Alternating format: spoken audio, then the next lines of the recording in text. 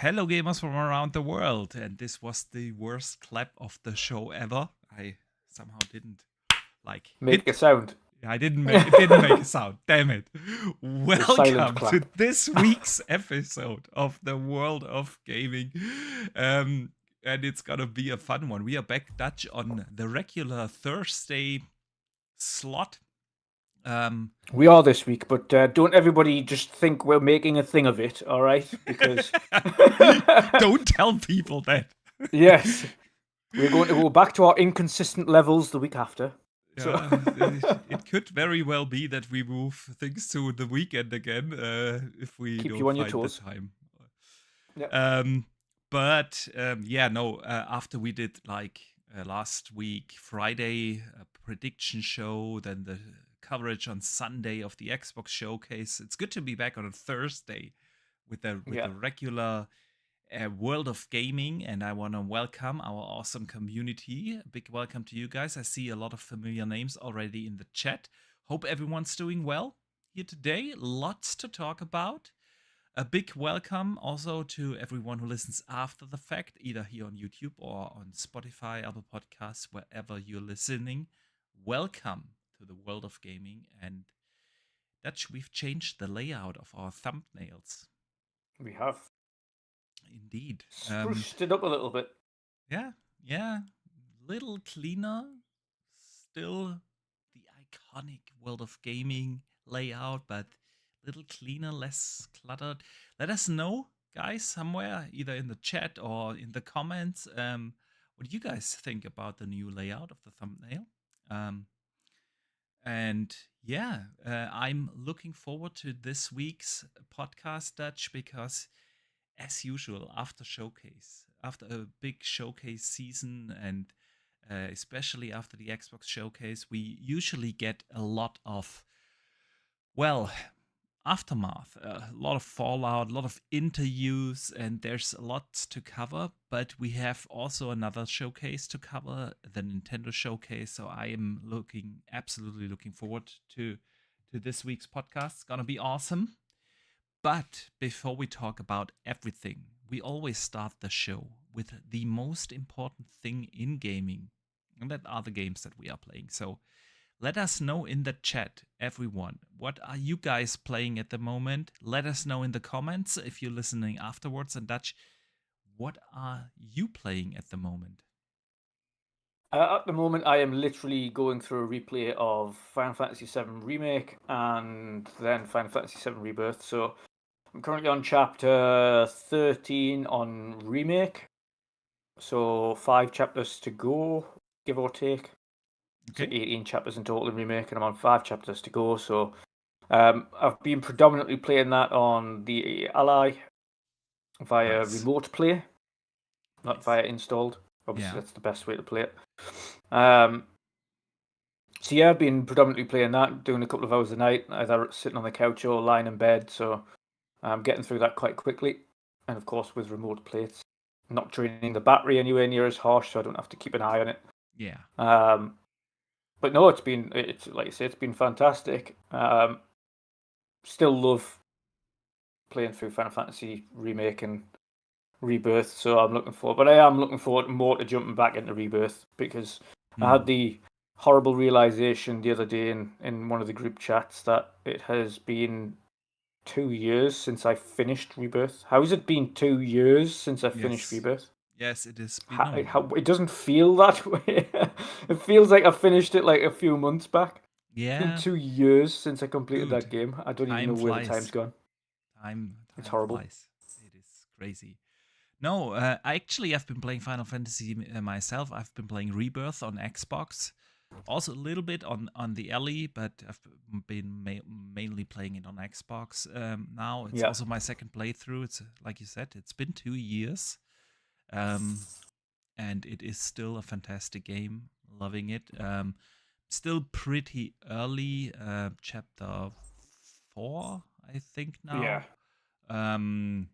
So yeah, it's been a crazy week, right? With all the podcasting we have been doing, with covering the showcases.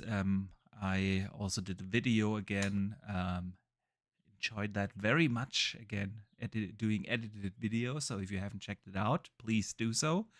It's up on the channel. And yeah, in between, there were so many interviews to watch and gameplay demos. We'll get to Fable in a little later in the show, but yeah, so really haven't played that much. Only I want to say maybe 4 or 5 hours of Final Fantasy, and that's about it. I played a few races of Forza Horizon 6, and a bit of Minecraft Dungeons with the kids. So nice. Yeah, and like you say, much with interviews.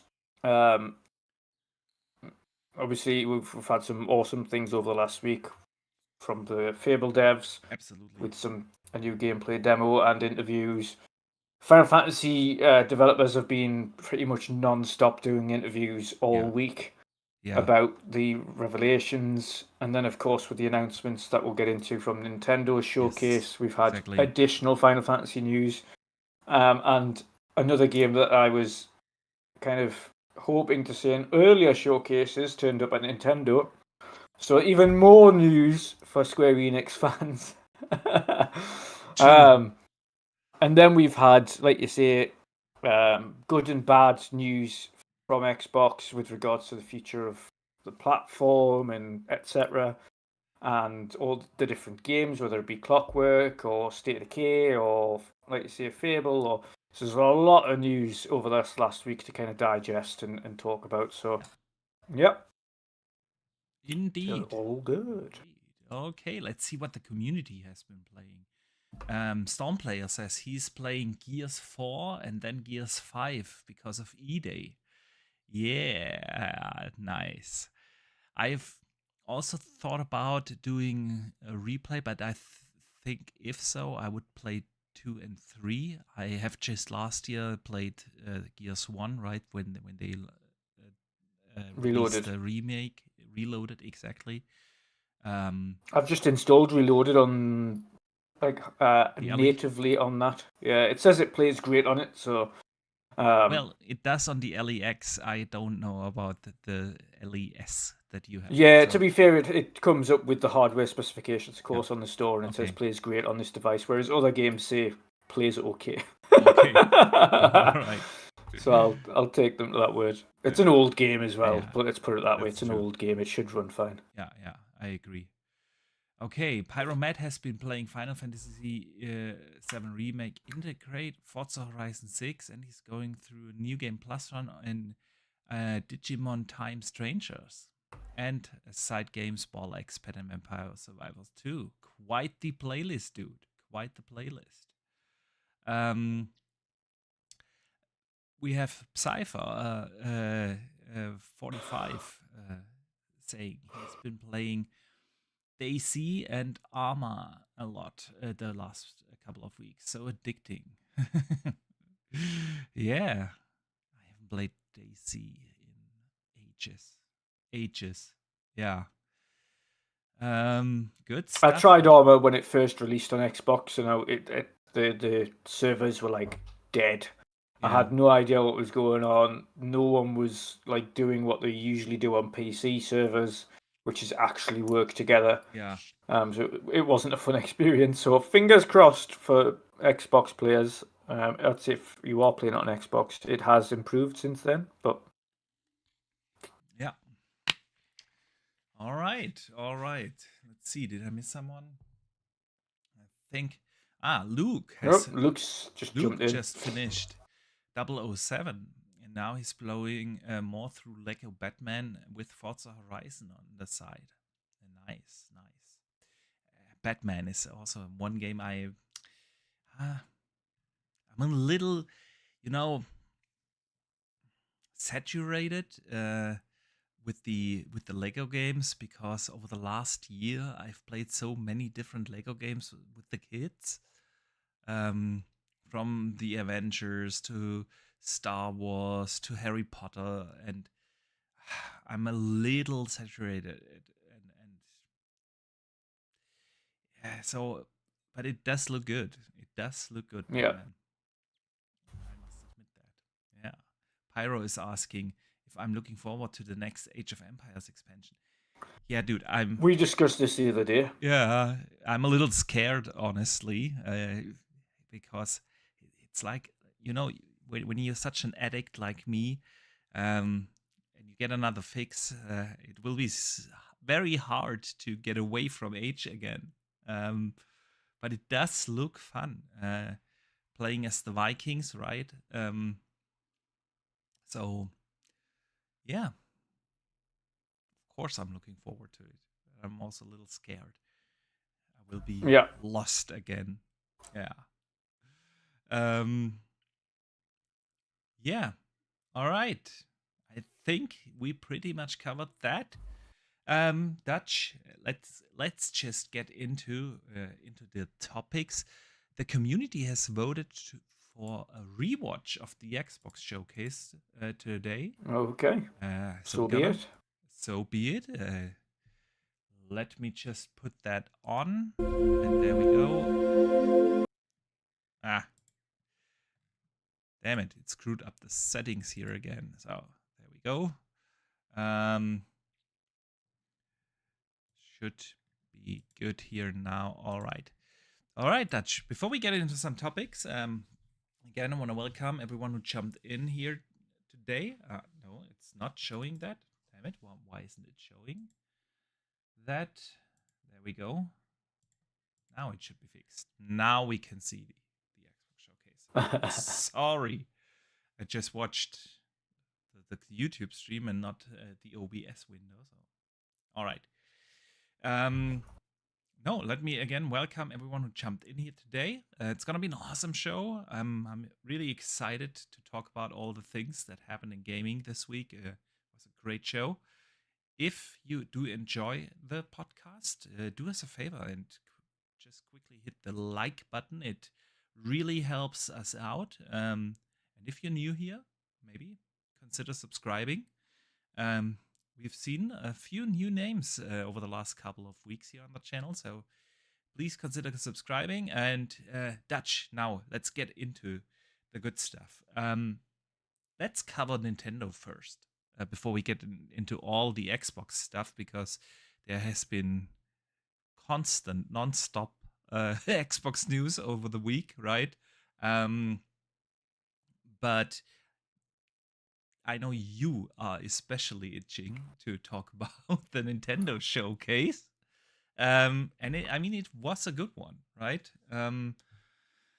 Nintendo Direct. I mean, for the most part, what the Nintendo Direct does these days, unlike it has in previous generations, has highlighted the AAA third-party support now, going kind of more day and date on the platform than it ever has been, which is great to see. So to see that I'm going to be playing a lot of AAA third-party IP on the platform, but the support shows that they've got more confidence in that unit than they did in the previous gen, which is obviously great.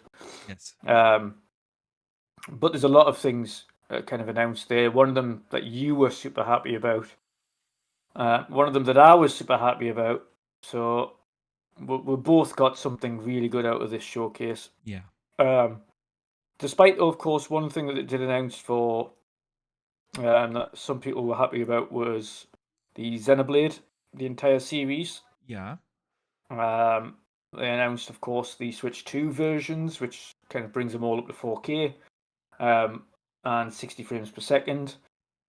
And in handheld 1080 and 60 frames per second. So all those are kind of getting staggered as they build up to the new Xenoblade Genesis that releases next year.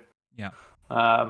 So yeah, and that's going for an entirely different kind of angle as well, where it's slightly changed the art style and things like that for it, and going in a little bit new direction. But again, those look fantastic, and obviously the improvements are well met. Naturally, of course, I think one of the things that I think a lot of people would have preferred is if you have the expansion pass, like a lot of us do when you've got Nintendo online, because it's only like less than $40 a year, which allows you to have the online Fairly plus expansion cheap. pass. We gotta admit that, yeah.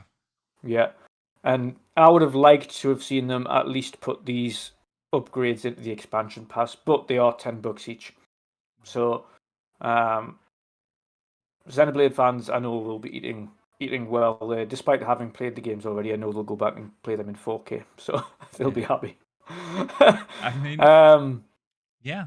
I mean, the Xenoblade series is a fan favorite, right?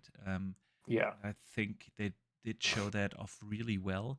But I want to also briefly touch on the first point you made about the AAA games coming to the Switch too now. I feel like that is the beside it's obviously the big reveal.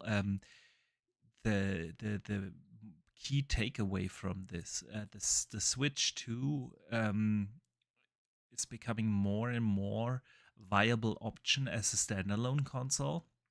Because Yeah, I would 100%. argue for gaming enthusiasts, the Switch, the original Switch wasn't. Simply because basically every AAA game skipped the Switch 2, and even if some versions came to it, I mean, it had eventually The Witcher and things like Doom. It came a lot later, and it was severely dumbed down. Exactly. And I mean, Now, you this still, gen, yeah, we're still getting severely impaired or dumbed down versions. Some of them aren't severely impaired. Some of them are pretty much almost on par. There was one game that I seen, I've forgotten which one it was this week, that was announced for everything, and one of them actually is one we'll get into a little bit later on. In terms of fidelity and the way it actually looks, it was really minute details compared to the Xbox version that was shown and the Switch version, because 2 trailers were launched at the same time, one for Switch and one for Xbox PS5, and the difference is not too different at all. The key takeaway, however, isn't so much the parity on quality, because we don't expect it to be parity on quality. No. The key takeaway is the fact that they are now shifting to a day and date, so on platform at launch, and we've seen that already, kind of even before the showcase, with the likes of Pragmata and things like that launching day and date on the console, and even Requiem was launched day and date on the console, did really well, and looks really good, plays really well. So I mean, you still can't say like every AAA game, multi-platform game is coming day and date. There's still plenty of games that are skipping, but it's getting significantly better. And I think that's one of the key takeaways from this showcase, right? And I mean, especially in this day and age where consoles have become really expensive, the Switch 2 is still the cheapest out there, right? The cheapest way to get into console gaming. And I think in combination with not all, but definitely way more AAA games, serious games out of the Nintendo realm are now coming to the system. It's definitely making this a more attractive platform. And on a side note as well, unlike Nintendo first-party games, which never, ever, ever, ever, ever get reductions in prices, no matter how old they are, third-party on the consoles are consistently on sale. Yeah. Where I got, for instance, I got Hogwarts Legacy, the Switch 2 version. Actually, it was the double pack version, Switch 2 and Switch 1 version, for $8. Yeah. And there was a lot of them like that. Like Final Fantasy Remake went on there for $20 when everybody else was getting it for $20. They have the same sales on there for third-party things all the time. So, like you say, as it's now becoming more of a viable option to play all games on a Switch now. Yeah. If affordability is your thing and you want to have an affordable option, Switch 2 is at the moment the most affordable console you can get and have access to third-party AAA games. Yeah, agreed. I agree. All right, let's look into some of the games. We're not going to go through all of them. No, we're going to the big hitters. 50 games, right? Have been on there. Where do we want to start? Onimusha is coming, as well as Dragon's Dogma 2. Yeah. right? And Stellar Blade 2 is also coming. Yeah. Stellar Blade 2. Stellar Regular Blade is Stellar Blade, coming yeah. to the Switch 2. I Sorry. think Stellar Blade 2 is also coming to the Switch 2. That was announced previously anyway, so I think that is Yeah. also the case. Okay. Rayman Legends got retold, got a new trailer. I mean, that's coming to everything. Yeah. And I'm really looking forward to that. I love the Rayman games, and it from every showing they have, it looks more better and better. And in this trailer, they've shown that they have new music levels in there as Yes. well. Yeah. Those were some of the highlights, right, of Rayman Legends, and And the perfect type of game for a handheld, whether that be if you're playing it on your Ally or playing it on still, the I'm Switch gonna play that on the big screen because I'm definitely be co-oping that with the wife and the with the kids. kids. Yeah. Yeah. Yeah. But yeah, really excited for Rayman Legends. Then they had Pokemon Pokopia gets a free update and And DLC DLC announcement, yeah. announcement. Yeah. I mean, that's right up your alley, right? Yeah, it was unbelievably successful. As we know, Pokopia absolutely smashed it to smithereens. One of the most successful and the highest rated Pokemon game ever. But yeah, unbelievably successful. A nice free underwater DLC and update released for it, and its expansions for new towns, etc. Thankfully they're not releasing for till August. Another one December or something like that, and another one next year. So yeah, the expansion passes like $40. So if you want to get those new levels for the expansions and the new etc., then you can jump on that. But there is a free update to give you underwater access, etc., and things in the meantime. Yep. But yeah, again, as I was kind of expecting that DLC announcement for a couple of them, and that's a good start. Yeah, definitely. Then they had Fire Emblem gets a Fortune's Weave. Yep. Gets a new release date, September 17th. Yep. Donkey Kong Challenge. Yes, that's a community challenge. Community challenge has started online. And the only thing I don't like about this, is they're doing a really cool Mario crossover on the Donkey Kong Challenge. Yeah. But it's timed. So it's not staying in the game. It's got 6 different periods where you can go and do these fun Mario crossovers. And then once it's done, it's done. Yeah. True. That's the only thing I don't like about it. They should keep those type of things where they make all this effort to put like Mario items in the game and do this cool crossover. Just leave it in. Leave that segment in and have it as a kind of separate mode or something like that. But don't introduce something and take it away. Come on. No one likes that. Yeah, true. Donkey Kong Bonanza also got a DLC announcement. I find it quite interesting because usually Nintendo isn't known for doing a lot of DLCs, but there have been quite a few DLC announcements in this showcase, right? From Pokemon to Donkey Kong, and we get to a couple of others. And it's very unusual for Nintendo. Mm-hmm.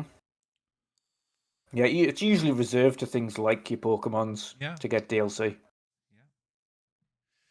Yeah. Strangely enough, I do want to highlight this in the entirety of the show.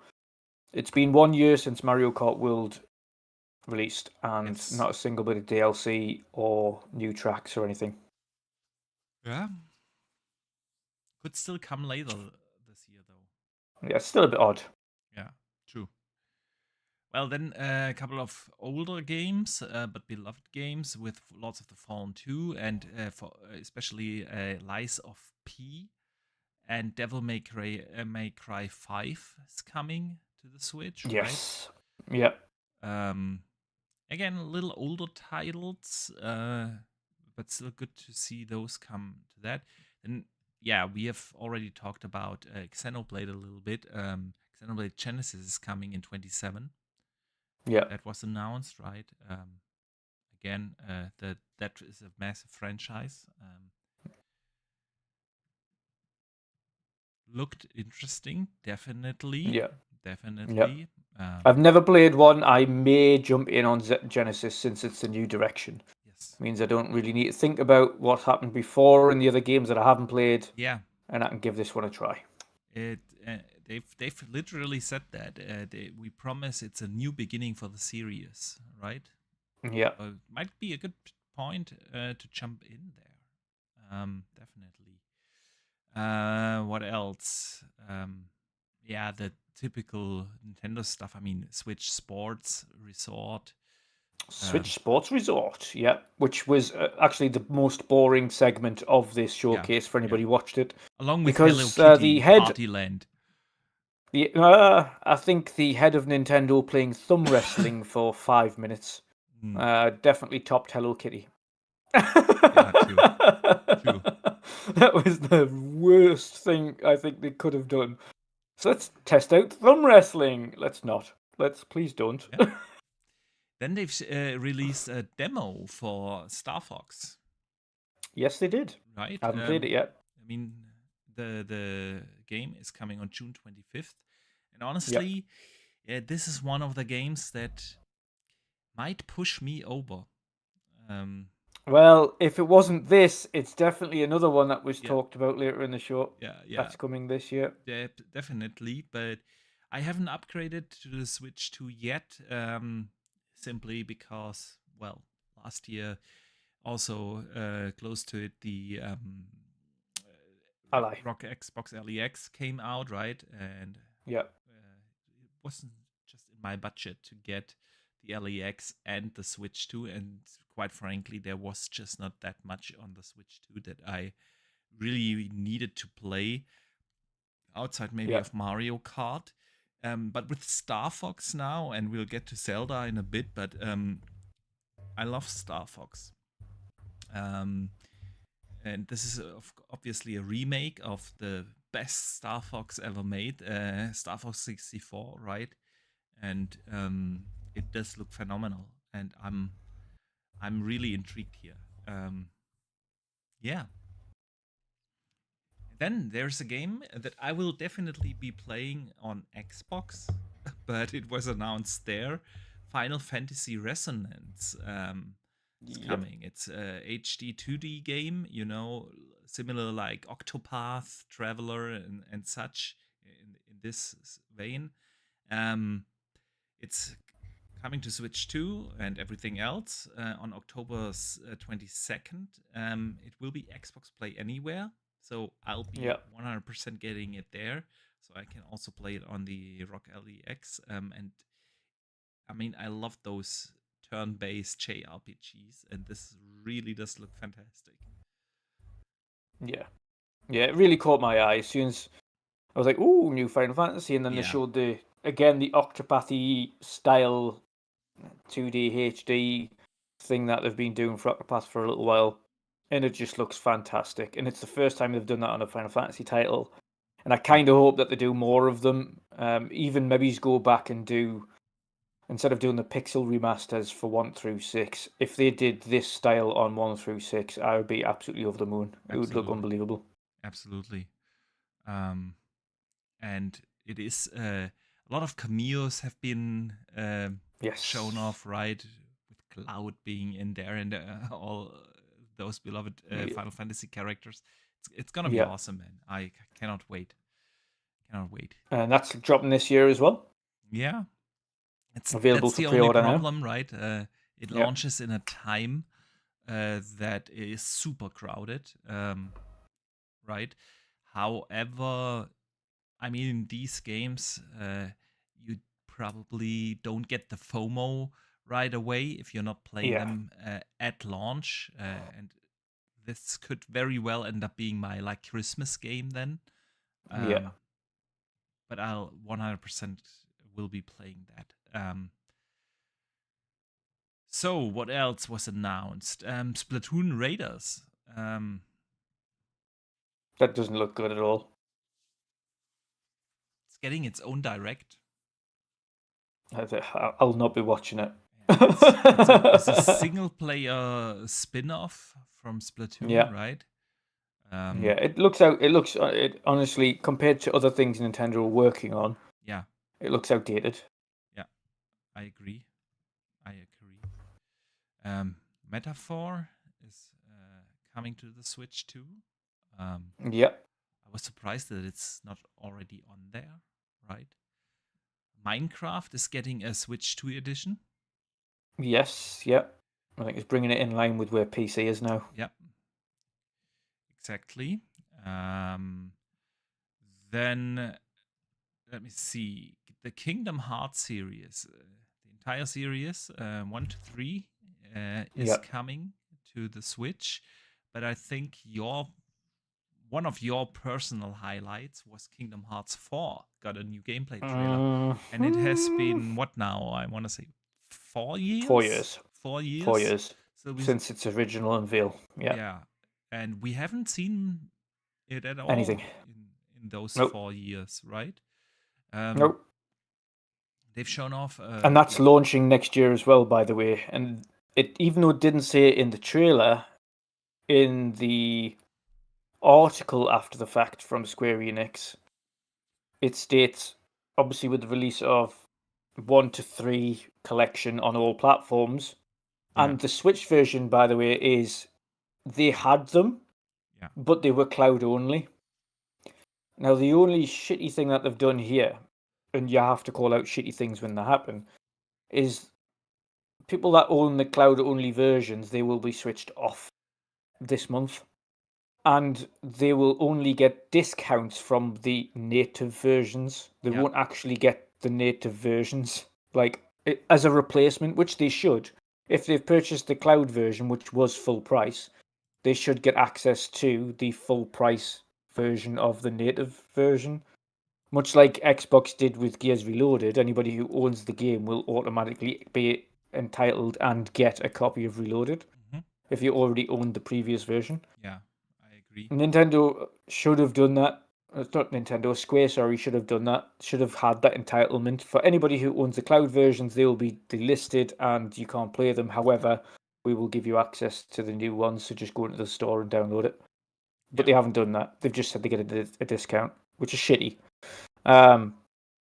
So do better, Square. You are getting better at releasing your content everywhere now, but do better on things like that. That's just a Bobby Basic thing you should be doing. Yeah.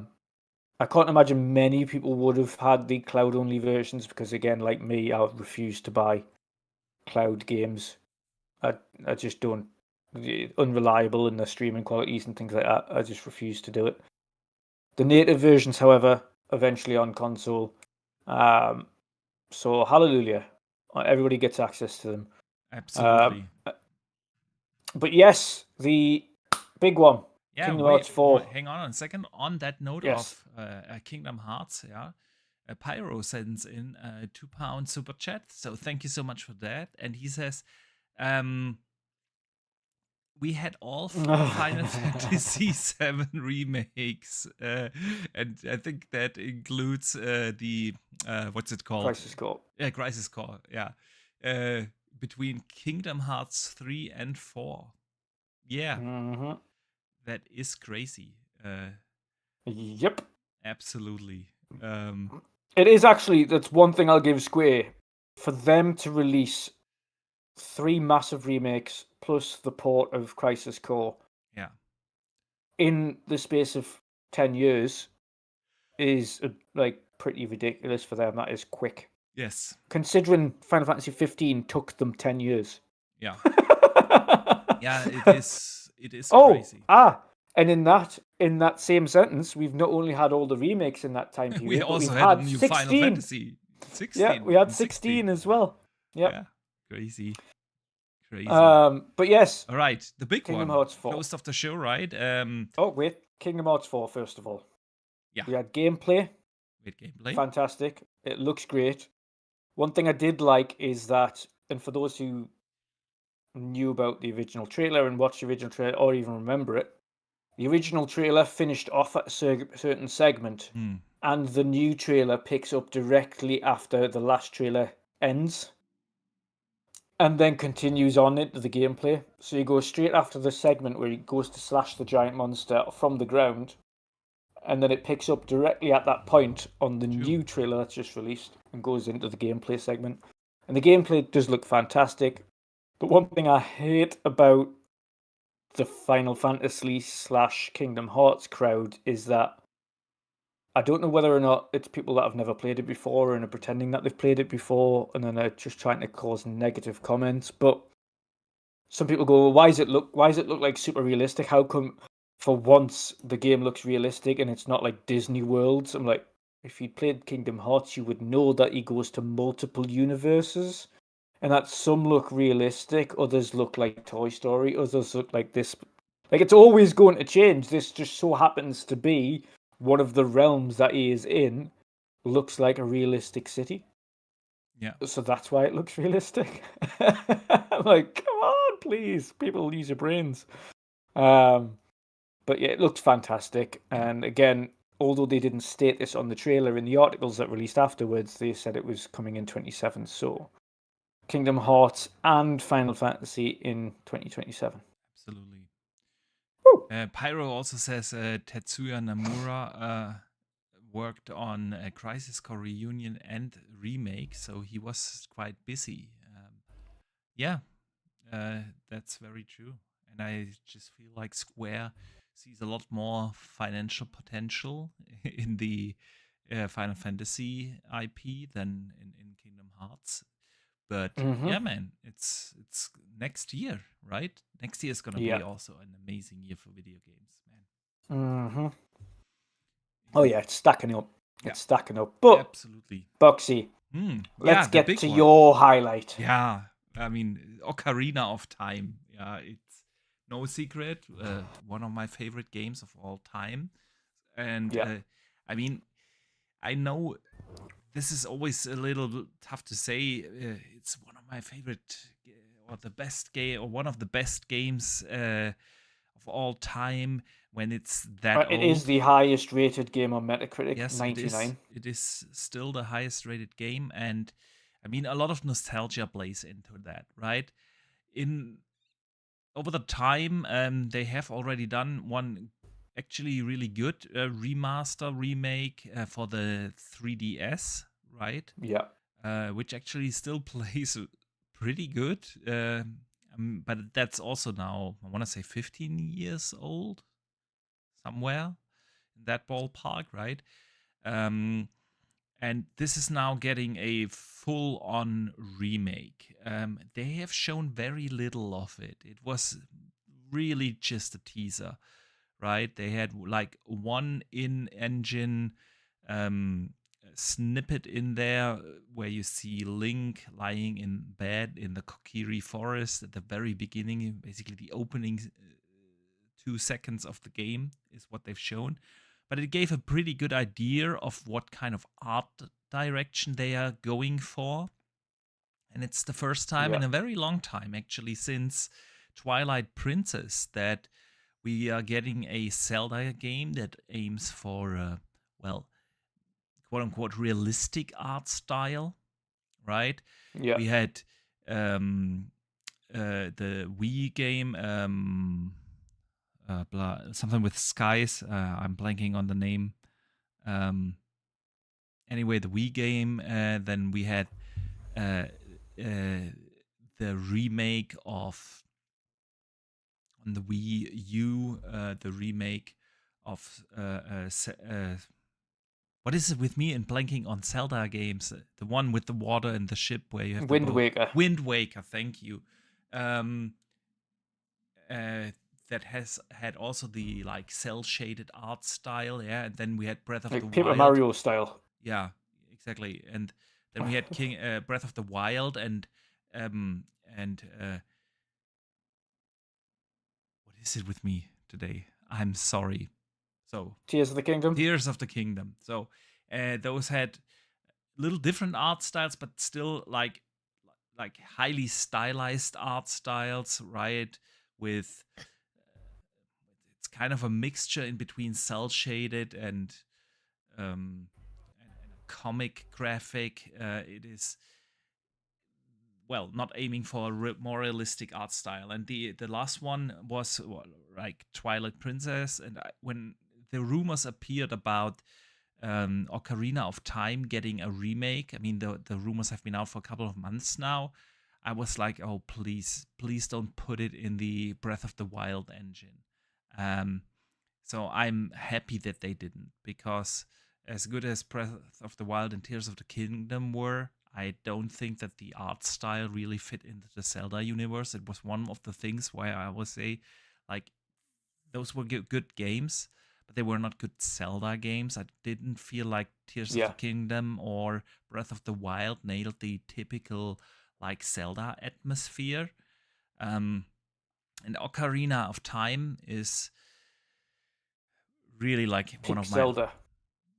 yeah, it's the Zelda, right? It was an awesome game back in the days. It still is, and it is getting a really, really proper remake. I'm really glad this exists, and this is really one that makes it very, very tough for me to not upgrade from the Switch to the Switch 2.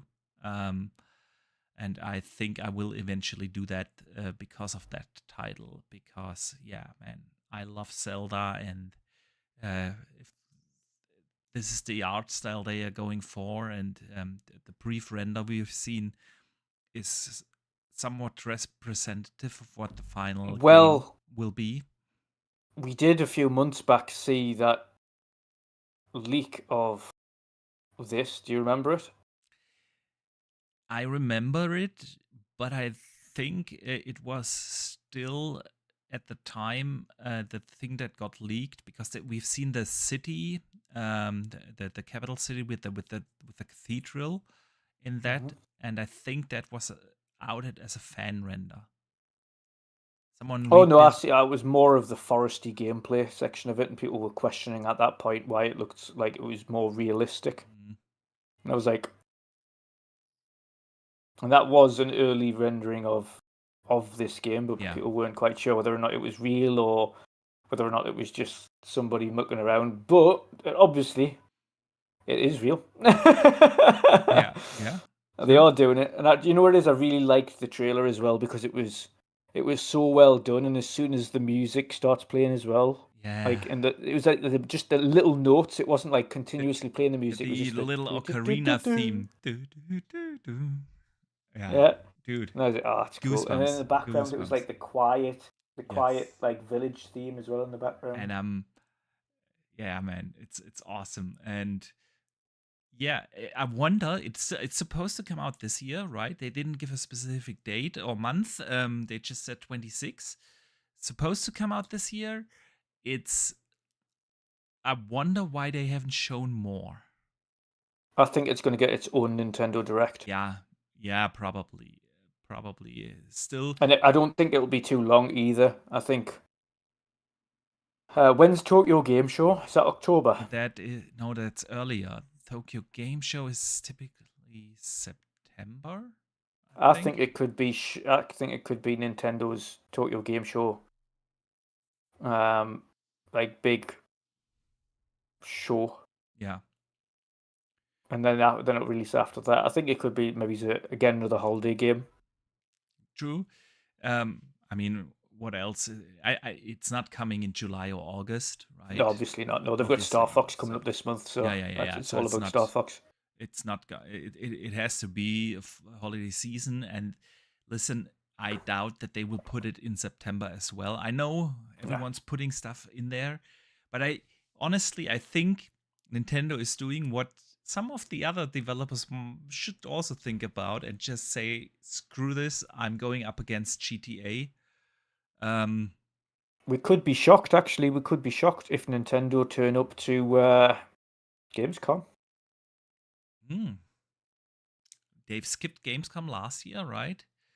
Could be that we might see and potentially have that playable version at Gamescom. Yeah, playable version there, and then release it end of October. You know, just say, screw Call of Duty, screw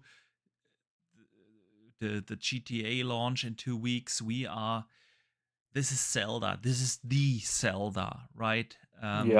Oh, it'll do well regardless of It will GTA and do everything. It will well do well. regardless, Yeah. especially since GTA is skipping the platform anyway. Yeah. Right? It doesn't make any material damage to them whatsoever. Yeah, yeah, absolutely. And we know this from Nintendo anyway. Nintendo games notoriously sell well regardless of what's coming out around them, because that is Nintendo true. fans do Like you support mentioned first earlier, party. the prices never drop, and they Yeah. continue to sell those games for years out. I mean, look at Mario Kart Yeah. 8 on the Switch. It was like month after month in the top 3 of the best-selling games on the platform for 6 years straight or so.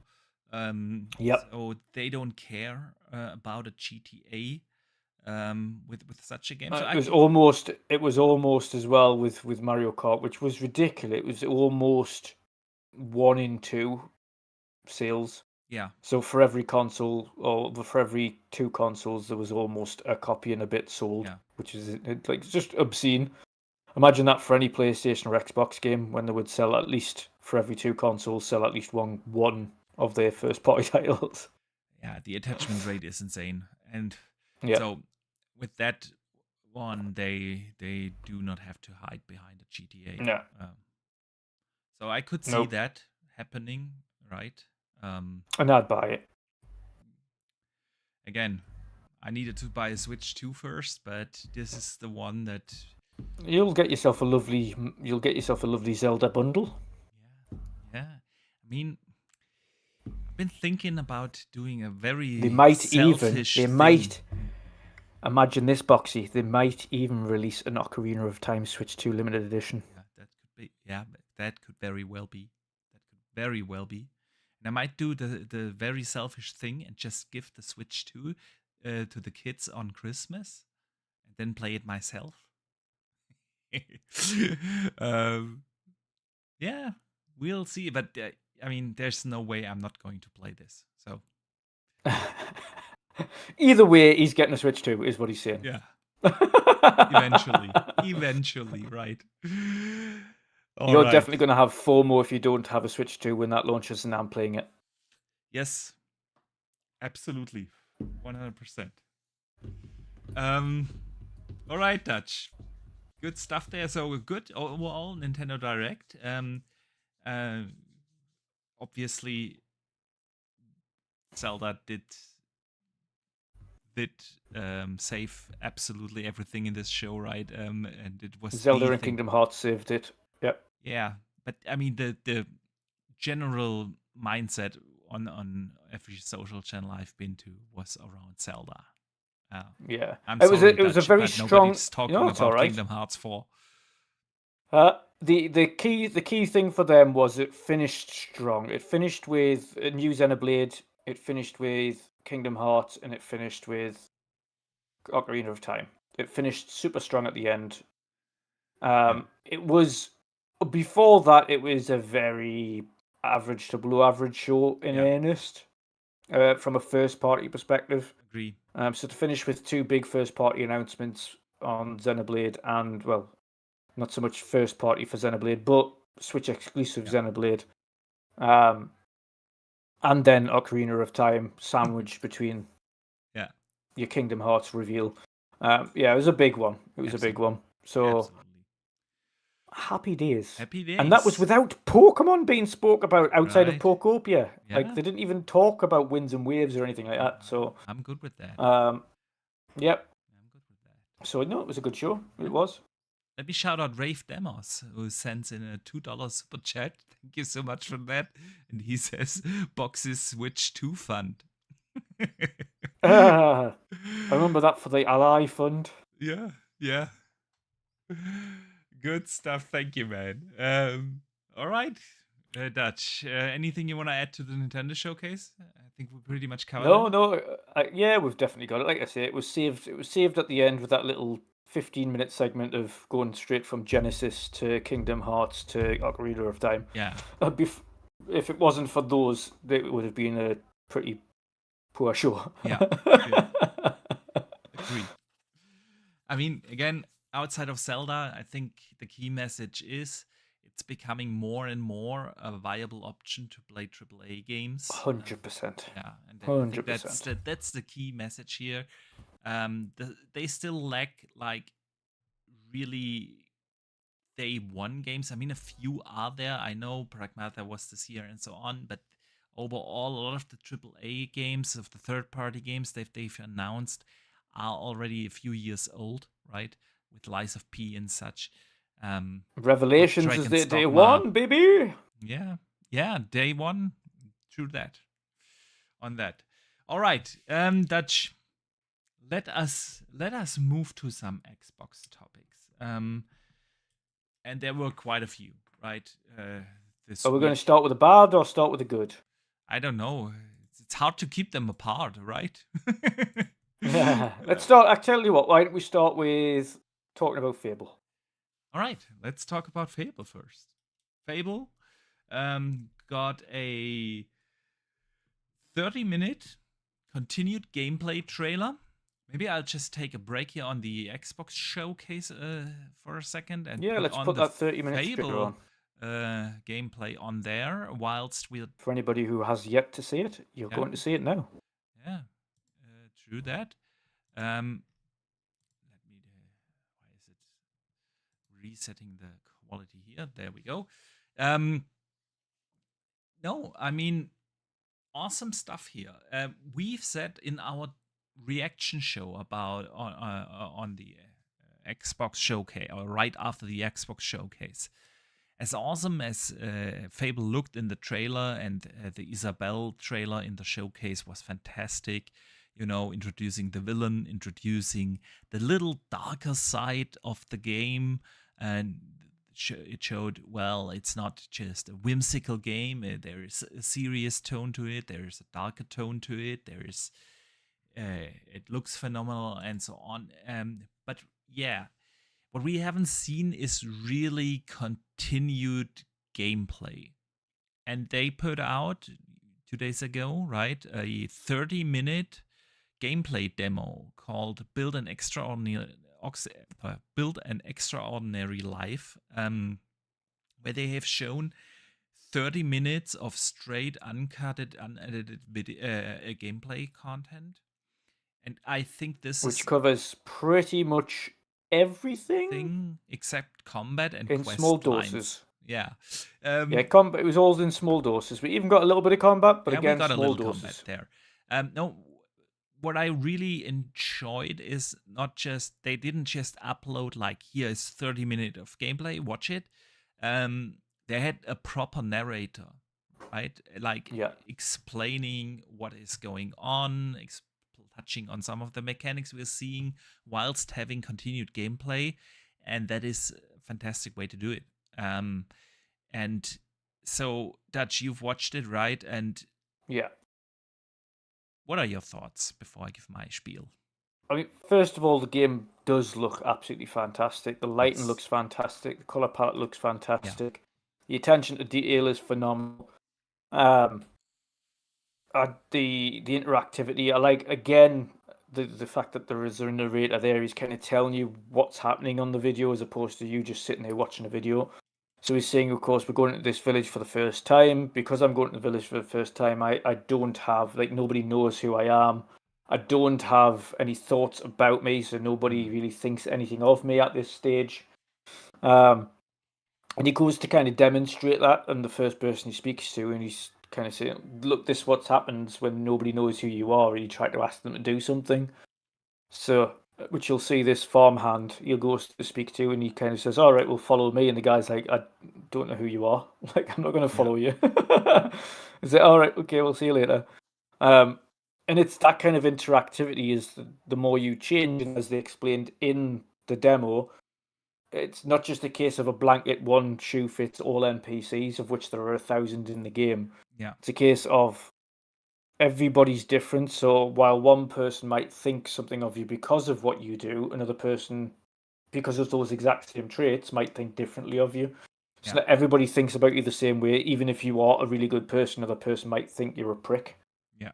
Or, oh god, this guy, like, he's a goody two shoes, and I don't really like him. And they might like a bad boy. so therefore they might like you because you're a little bit more evil. And so not every character is the same, which is really cool.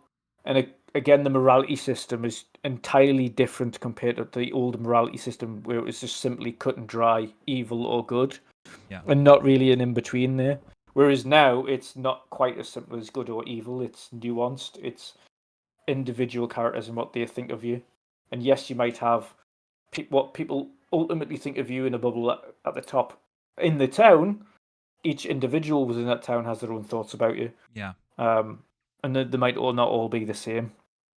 It is, I mean, like I say, attention to detail is really cool. The only nitpick I found on the initial stages here, which is on screen right now, which I pointed out to yourself, you pointed out about something else, which you'll get into when we cover that section, but the facial animations on NPCs look a bit rigid.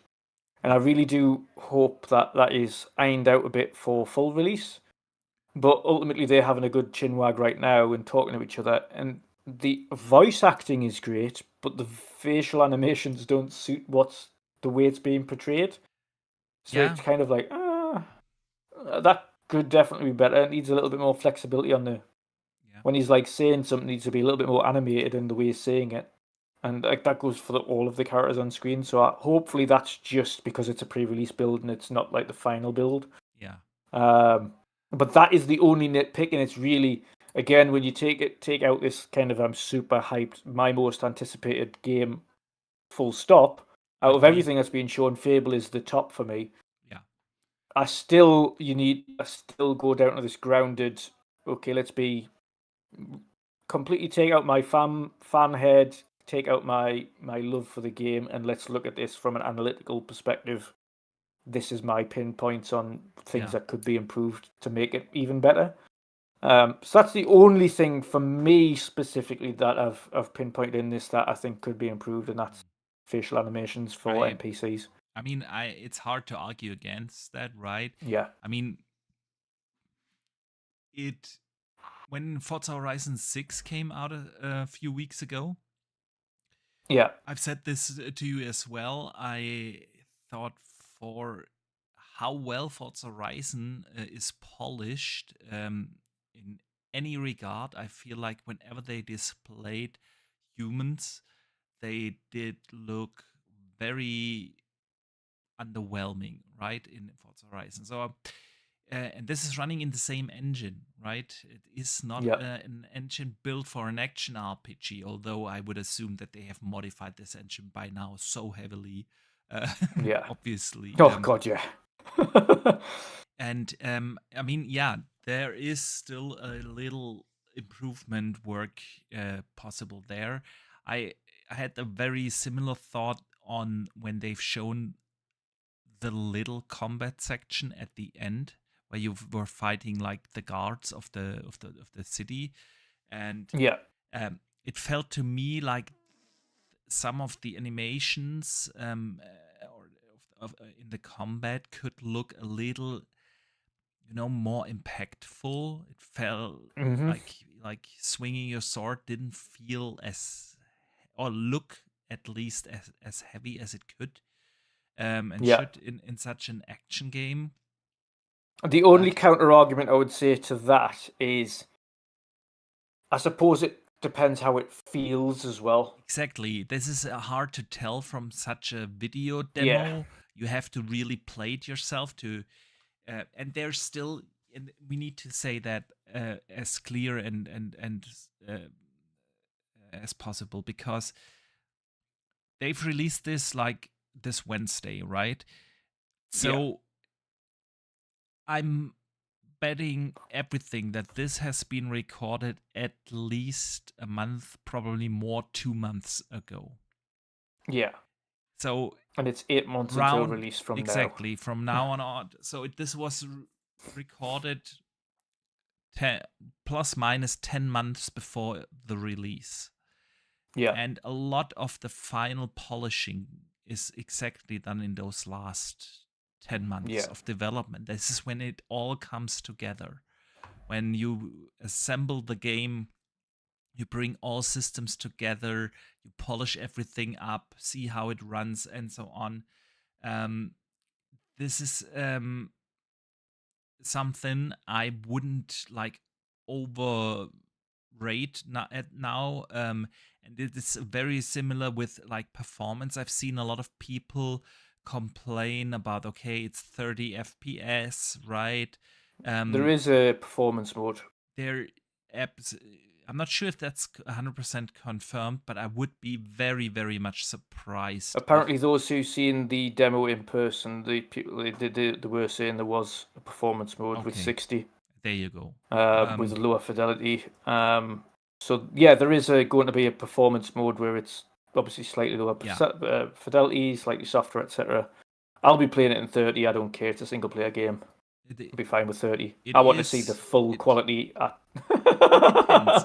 For me, it depends on how much dialed down it is with the 60 FPS mode, right? Yeah. Because, well, we have had instances. I'm playing Rebirth at the moment. Yeah. Final Fantasy VII Rebirth, and while it has a performance mode, right? It looks so blurry because they reduce the quality and the internal rendering to below 1080p and then upscale, and it's just a blurry mess. It runs butter smooth at 60, woohoo, but it's hard to look at on a big 4K screen. And so for me, it really depends on how much it dial it down. What I've come to find is in recent years, a lot of games had the 40 FPS mode. You know, if that was an option, that would be great. That is personally, whenever a game offers that, it tends to be my choice, because it is amazing how much better 40 FPS feel on a VRR screen, right? Than the 30 FPS, and the hit in quality is usually barely noticeable because you only you don't cut the rendering budget per frame in half as to when you move from 30 to 60, right? You only take out a third of the rendering time, and or better said, a quarter out of the rendering time, and that makes a lot, and therefore usually I haven't seen a balanced mode where the quality was then bad.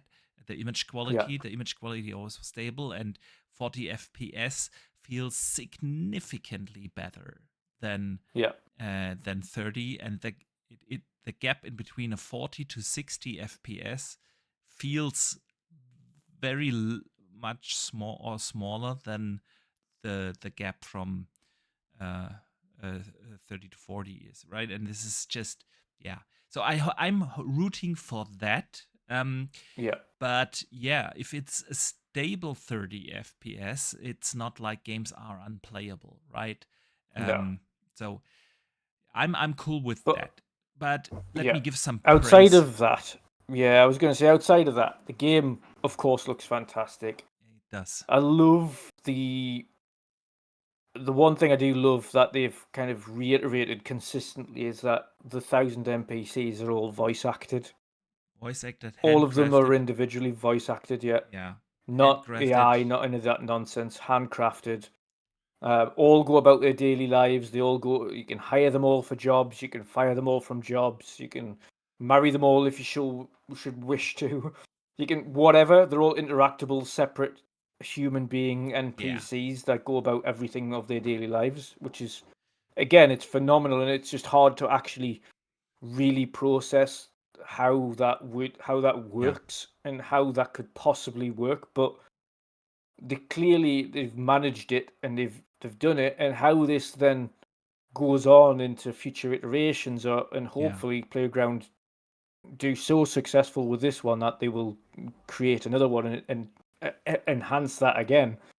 But the work that they've put into it, and the morality system, and the tasks that you can get at hand, and even them saying that if you get into trouble, it's ultimately an infinite number of gods will keep coming until you leave the area, and then you have a bounty on your head. So It's not like you can just get out of trouble. You can just kill everybody and that's it. Then it's done for. It's no. It's the only way to escape this is to run away from the area. Otherwise, they'll just keep coming after you. Yeah.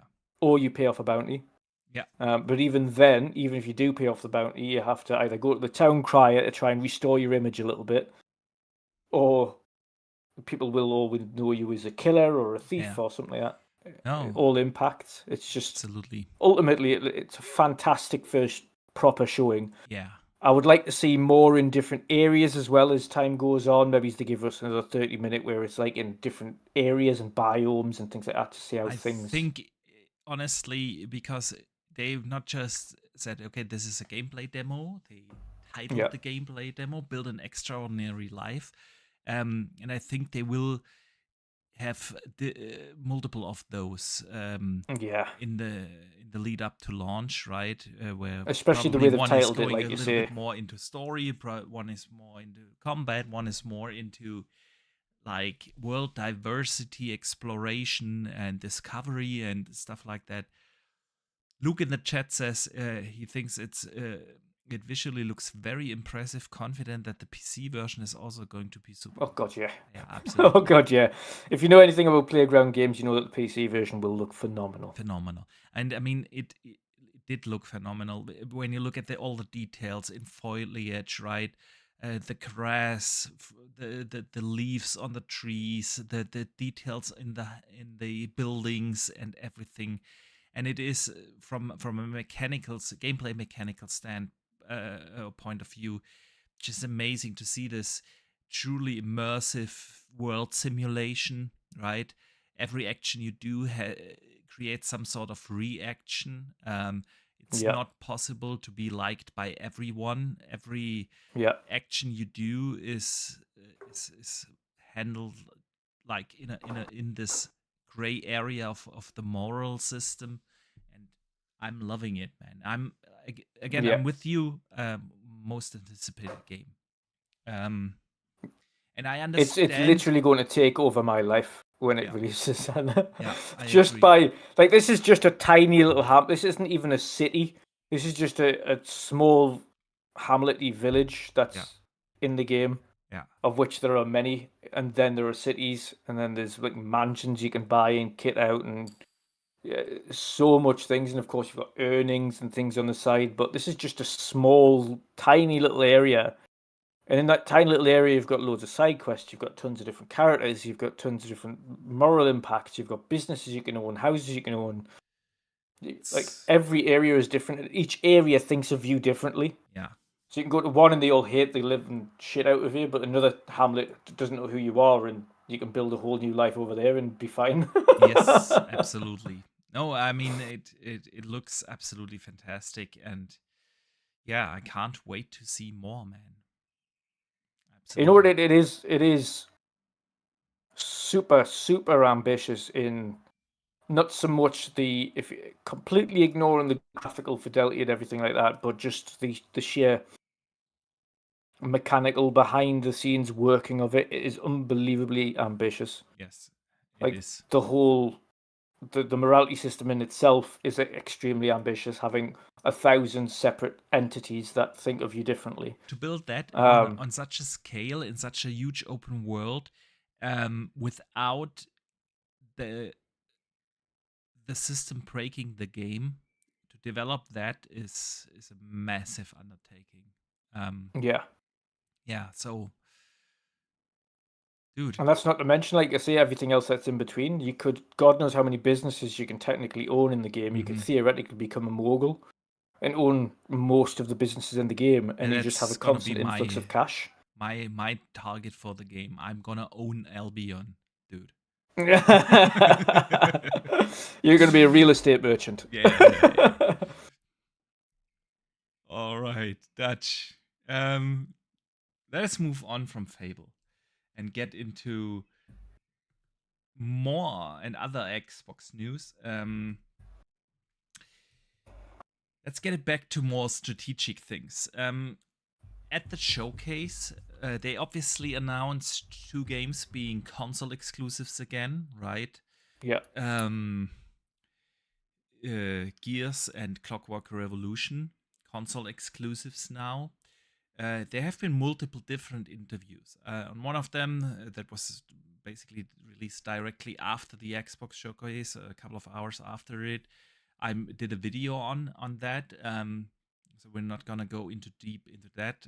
But Asha has been one of the talking points, and the other one was a little bit Matt Booty, but mostly Matthew Balls, who is the new strategic officer, chief of Xbox strategy. Lots of stuff to cover there. It's really hard to where do we start here? I want to start. I would suggest that we start with a big letter that Asha wrote to the entire Xbox staff and then published this on the official Xbox blog for everyone to read. And this goes a little bit more in depth into what she said in a Bloomberg interview just before the showcase, where she said, where she talked a little bit about her first 100 days, which were mainly about learning what Xbox is, what the business model is, what the strengths and weaknesses are, where the community stands. And she has been doing quite a few moves in her first 100 days already, right? From pulling Copilot from Xbox and the app to reducing the Gamepass prices to giving gamers, granted, smaller, minor updates, but regular updates on quick wins they could do to improve the console experience. Updates on the UI, updates on the achievements, updates on quite a few things. So she has been busy in the first 100 days, but granted, a lot of it were smaller moves. Maybe the Game Pass price drop, not so much, but the rest. But then she said on the Bloomberg interview just a couple of days before the showcase, right, that the next 100 days are going to be about resetting the business. And with that open letter to the staff and then to the fans that was titled "The Next 100 Days, the Xbox Reset," right? She gave basically 5 points that they are going to look at, talk about in the next 100 days. I want to go over with you through these 5 points. I'm not going to read the entire letter here because it's a long one. It's up there for everyone who wants to read the entire thing. But the first point she made is over 1 billion players chose to play Xbox and our games each year, for a total of 72 billion hours across console, PC, mobile, and streaming. And that is excluding much of China and a few other properties. Our franchises are also amongst the largest and most beloved globally and are now breaking records in TV and film. Going forward, our competition is attention. There are more great games, TV series, franchises, creators, content, formats, apps, etc. than ever before. That is one of the things she said. I think that's the weakest point that she made, and probably that's one of the most obvious points. The thing about these days is there's that many studios, that many gaming companies that it is the fight for attention, and everyone's in the same boat. You have to make something that's good enough to take your eyes off whatever is else. Like September. Yeah. The king of September is whoever gets the most people playing it. And I think that is the only point she made that isn't particularly new to this management, because previous management also stated similar things. Remember when they had statements like, TikTok is our biggest competitor because it takes up so much attention, right? And I think, it is a valid point, right? In this day and age, you are not just fighting for our money It's you're fighting for our time. Yeah. And with so many entertainment formats at your fingertip, so many great entertainment formats also being free, cost Yeah. free, right?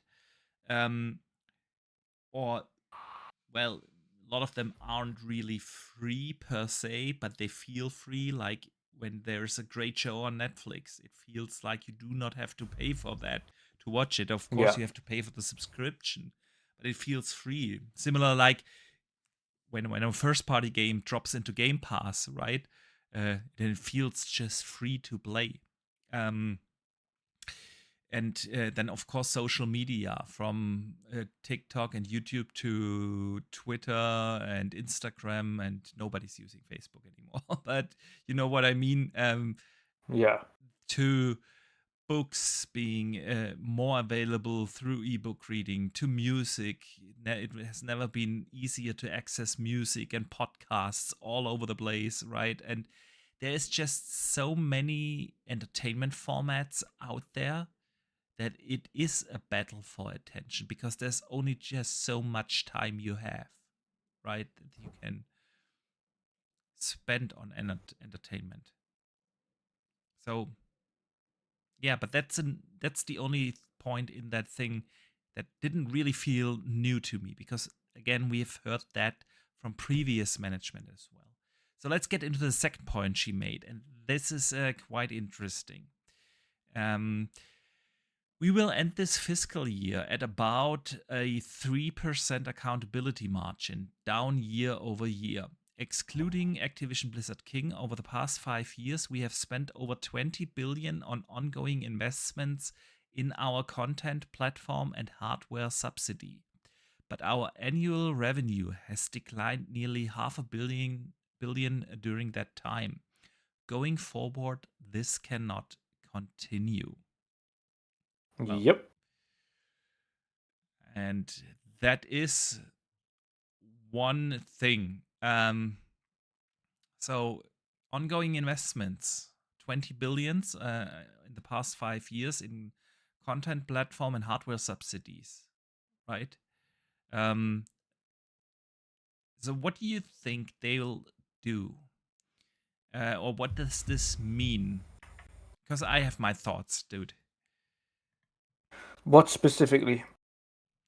I mean, she said, well, this cannot, going forward, this cannot continue. That they are spending in the next 5 years, basically. This is now me interpreting, yeah, in the next, because she said, well, we have spent $20 billion on ongoing investments in our content, platform, and hardware subsidies.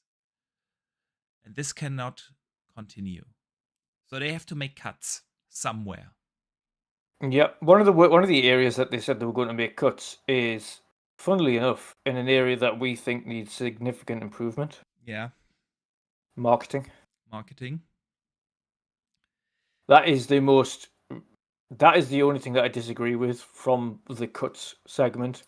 There are going to be things that we don't like from cuts, such as studios, investment in certain studios, investment in certain types of games, like niche games, etc. Mm. But a significant reduction in marketing. Well, We feel they currently have almost no zero investment in marketing. marketing. I agree there. I mean, let's put this in the rumor mill, because Xbox, or no one from Xbox, has officially confirmed that the cuts are being made in the marketing department. I'm not 100% sure where it came from, whether it was Bloomberg or whether it was someone like Tom Warren who put that out, that this is under discussion. But when I saw that, I'm fully with you. The one thing, I mean, they've been so vocal about the return to Xbox, right? And they want to be the number one entertainment platform in the year You 2030. can't be that without marketing. Exactly. And you can have all the exclusives in the world.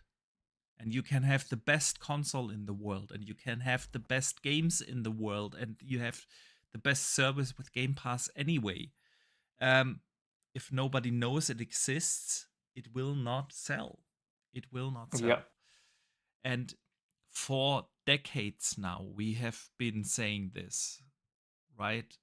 Xbox biggest weakness is their marketing. And especially coming from Europe, whether it's Yeah. in the UK, in the Netherlands, in France, in Spain, here in Germany, it is sometimes One thing I hard. didn't like, yeah, I need to touch on the Europe segment as well, because that boils down to another thing that Matt was talking about in his interview. Never mind this point, but one of his points that he mentioned about Europe, outside of America, was Yeah, that the biggest platform we have in Europe is Windows, and so we encourage people in Europe to play on Windows. yeah. What kind of from that saying, oh well, that market isn't one like our big market, and the predominant thing in that area is But Windows, so therefore focus on it. you can't read that without the context he said it in. So let me just briefly finish one point before getting into that. The thing is, it's hard to transfer this sometimes to our friends from the United States, how awful the marketing here is. And still, most likely, probably rightfully so, Xbox US gamers also complain about the bad marketing in the US. But the marketing across Europe is abysmal. It's non-existing. There's Yeah, a wide audience of gamers that do not know that Xbox exists or what it is. And if they do so, they know it's this weird console that nobody has, and that's all they know about the platform, because they are so not present here. You can't buy Xboxes in store, and no, this has nothing, absolutely nothing to do with the memory shortage that is going on at the moment. It is just Xbox decided this years ago, right, to pull out of yeah, retail stores, to not do any marketing campaigns at all. They shut down the entire German marketing office at all. There's it's just not existing anymore. And so it's hard for me to imagine that this is the big cut they make, because they can't have a big budget anyway, yeah, right? yeah, If you want to be more aggressive towards expanding Xbox and get more players to buy the console and play on the platform, marketing is the key element you need to fix. Yeah. yep, Um, yeah. Oh, and Pyro in the chat corrected me. It was Jason Schreier who suggests that marketing is being cut. So yeah, it's kind of hard for me to suggest that. And honestly, I've watched the full video of Matthew Ball that you just um, um, quoted. Um, by the way, I don't know about you guys out there in the community. Let me know in the chat or in the comments. For me, it was like the very first time I really know. I knew I have read some pieces of Matthew Ball, but I've never seen him talk. Period. And he was on what was the gaming Christopher business. Dring. Um, no, it was not Christopher Dring. It was the game, um, uh, the game business live event, where he gave a 40-minute interview. Was that not with Chris Dring? No, it was with someone from the game business. And it wasn't from Video Game Chronicles. It was the game business, and it was the first time I heard him speak, and I was like, just like, okay, I'm just gonna skip in there real quick. And honestly, it is probably the best spoken um, gaming personality I have heard to date. I can't think of someone else who is that um that oh Luke in the and Dave in the chat said that guy was Chris String. Is Chris String not video game? I'm probably Yep. mixing those up. Then it was Chris String. I'm sorry for that. Anyway, Matthew Ball, highly recommend to watch this. Not just because if you want to know more about where Xbox strategy might head, but he is so well spoken. The way how he phrases stuff, so on point, so well articulated. It is you do not want to stop listening to this guy. Honestly, you could listen to this guy for hours. It's incredible. Whether you agree with his points or not, might be something else, right? I'm not just saying that, but the way how he answers questions, it's amazing. Rafe Demos in the chat says Ball is nearly emotionless, strategic, and earnest. Yeah, and it is really, really impressive to do an interview in that kind of way. And the guy Chris String asked really good questions, tough questions. Didn't shy away from that. There was one question like, "Consoles are dead, right?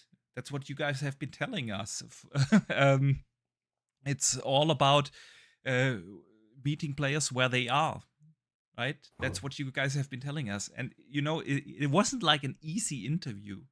And there was one thing where he talked about, and this is where the quote is from you guys, from you Dutch, where he said Windows is where the world plays, so we encourage players to do so in those markets. When he was talking about Europe and Japan, but you have to see the context how he said that, where he tried to explain, of course, console isn't everything, and there are other ways, but PC is where those players play, and then they want to encourage gamers to play there, but they have to be better on PC. And then this was his actual point about that even on PC, gamers are not really interested in Xbox as a brand, right?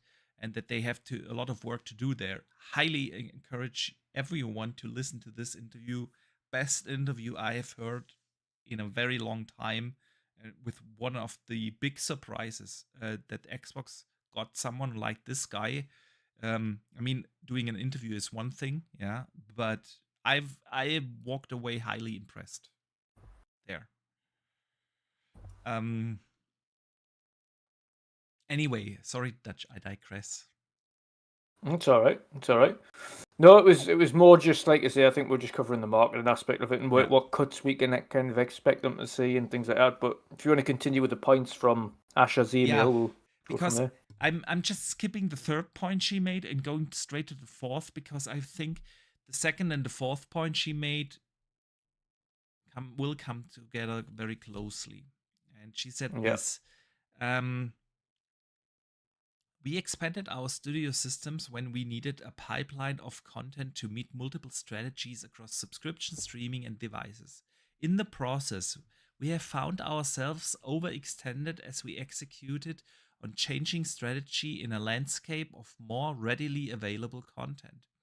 We are the fortunate stewards of industry defining franchises that have enormous potential and player demand, but we have not adequately funded them to compete and win. At the same time, as we saw this past weekend at Showcase, a reliable pipeline of first and third party exclusives and new IP are critical to our success. We need to reassess the balance between these and our investment priorities for the next 5 years. And especially this last sentence, when combining that with the second point, that they have to make cuts, that they have to save money and make it more profitable, means strongly suggests, right, there will be games cancelled and or studios closed and or layoffs coming. Yep. I suspect it's more, obviously, if studios are closed, there will be layoffs. So I think that will go hand in hand. when you think of, and I was mentioning this before the show, one thing I hate about the gaming industry is the lack of attempt to sell off assets as opposed to closing studios down. I think an industry standard should be, especially in the gaming industry, if you are no longer going to have that studio or you're thinking about closing it down, you should be made to attempt to sell off that particular studio to another buyer first and foremost in order to retain jobs and retain work. And it really doesn't matter who it is that takes on that studio. It's about retaining jobs and not putting people out of work. Because where it might not fit into your strategy, that particular studio may fit into the strategy of another company that doesn't have a platform they need to rely on, and they can nurture niche developments. Similar like they did it with Toys for Bob, right? Yeah. Yeah. But I feel like not every studio can do that. Go independent. Well, it's not even just independent. Even if either NetEase took somebody over, or Amazon Game Publishing took somebody over, or one of these other large investment for somebody takes them over and allows them to continue doing what they do, just not under Xbox. If, however, it should give a period, for instance, say 6 months. Okay, we're giving you 6 month notice. We're going to try and flip this studio and sell it onwards to new owners. Yeah. If within that 6 month period we are unsuccessful in doing so, or at least getting interest in doing so, then we will be closing the studio down. Yeah. But ultimately, it should be an absolute last resort. They shouldn't just go, okay, in 2 weeks we're closing you down, goodbye, and then just flip loads of jobs and get rid of loads of people. I think ultimately the first point of course should be we attempt to get the studio into new hands first and foremost. And if we can't, the absolute last and worst case scenario is, unfortunately, we will be having a shutdown, but we'll attempt to find you new homes first. Yeah. That being said, I also understand from another perspective, you can't continue to have studios on board that are creating smaller titles that are not generating revenue, whilst you're also pumping in a lot, probably more so than any of those niche titles will ever make in wages and overheads. I mean, a lot of these niche, like a lot of these titles, and you've got to think even from a small perspective. In the UK, if you have a team of 20 people, okay, if you have a team of 20 people and all of them are just above minimum wage, say they're all on 30 grand, your outgoings for the month are probably around about 80,000, including PAYE, per month. Yeah. If you do that over a yearly basis, you're talking like over 500,000, closer to 750 million. Yeah. Sorry, 750,000. Ignore that. For a year. Now, if you're niche, if you've got 30 people, and game developers are not on 30 grand, by the way, but if you have a team of 20 people doing a small niche title that isn't covering even wages for your studio, it isn't a viable option to continue. They can't just continue to fund something when it doesn't return the investment that is put into that. It's just the harsh reality of business. Yeah. I mean, our community brings up a couple of good points. Rave Demo says, "I wish there was Dutch. Do companies choose to close, not sell, so they can keep the IP? These companies have vaults of IP that lay dormant for decades. It's also a viable." I'm not really. It is, but I'm not really personally too bothered. Yes, of course, we all want certain IPs to stay X, Y, and Z, but ultimately, I'm not in these situations. I don't give a shit about the IP. It's more about the studio and the staff. Yeah. And Luke says he agrees, but it's difficult to sell assets in a world where mergers and acquisitions in the gaming industry is super limited at the moment, and interest rates are high. the best option is a management buyout like TFB, but it's hard. Yeah, I I agree. exactly. This is it is a tough. I mean, the industry in general is in a tough spot, and I totally get your angle.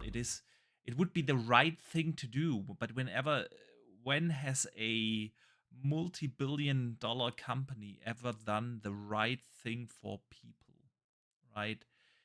It Yeah, is. of course, naturally, the one thing that they mostly should do and always do in those situations is offer certain staff rules within the company.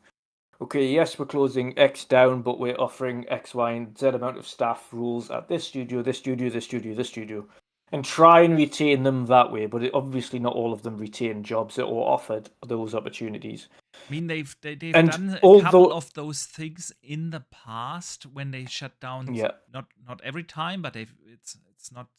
Uh, yeah, the harsh reality is when they shut down Tango. Um, pardon, Tango. What was the studio called that did Hi-Fi Rush? Tango, Was it Tango? Yeah. Well, yeah, yeah. When they shut them down, they did a similar thing where they offered to in other studios jobs, but someone from Japan just doesn't simply move over to the UK to work yeah, a of course, playground. Also, you know what I mean. yeah, This is so yeah. that the harsh reality is studio closures mean layoffs. Yeah, and that's why I was saying this is ultimately, like I should, first point of call should be an attempt. Not necessarily like it's going to be successful, but at least an attempt to Yeah, find somebody else to take over. And it's not it's like Luke rightly says, it's not easy in this age in order to get that to happen. But the attempt, at least, okay, we're going to give a 6 month time frame where we're going to attempt to find a new home for this studio elsewhere via somebody else managing it or somebody else owning it, whatever. If it is not successful, this will happen to the studio. We will close it down on this date if we haven't had process during that point. yeah. But again, that's in an ideal world, but it's not that. I think some form of regulation around it should occur, especially with how. And this is ultimately one of the reasons why I haven't continued to push into a job in that sector myself, is because it's unstable. Yeah, it is. It is a fluctuating industry. That's very, very true. That's why you have these hotspots of development studios, right? Because when Yeah, one studio shuts down, you just walk across the street and can look for another job. But barely any studios are just scattered somewhere. There's always like some sort of software of gaming hotspots across the globe. yeah. See, putting oh, sorry. The I ran out of footage. Yeah, we've got something of New York at the Yeah, moment, yeah. I've got some. YouTube just jumped to Oh, the. There we go. We wanted to continue with the Xbox showcase there because we had the Fable gameplay. I just noticed that. I was wondering what is Batman doing here on screen, but YouTube just continued with the next video, and I didn't notice. So, anyway, we the thing is, besides of course the inevitable layoffs coming within Xbox, most likely we've seen a couple of sources saying as early as July, right, next month. yeah, The strategy behind is a little better explained probably by Matthew Balls in the interview, and I'm paraphrasing now.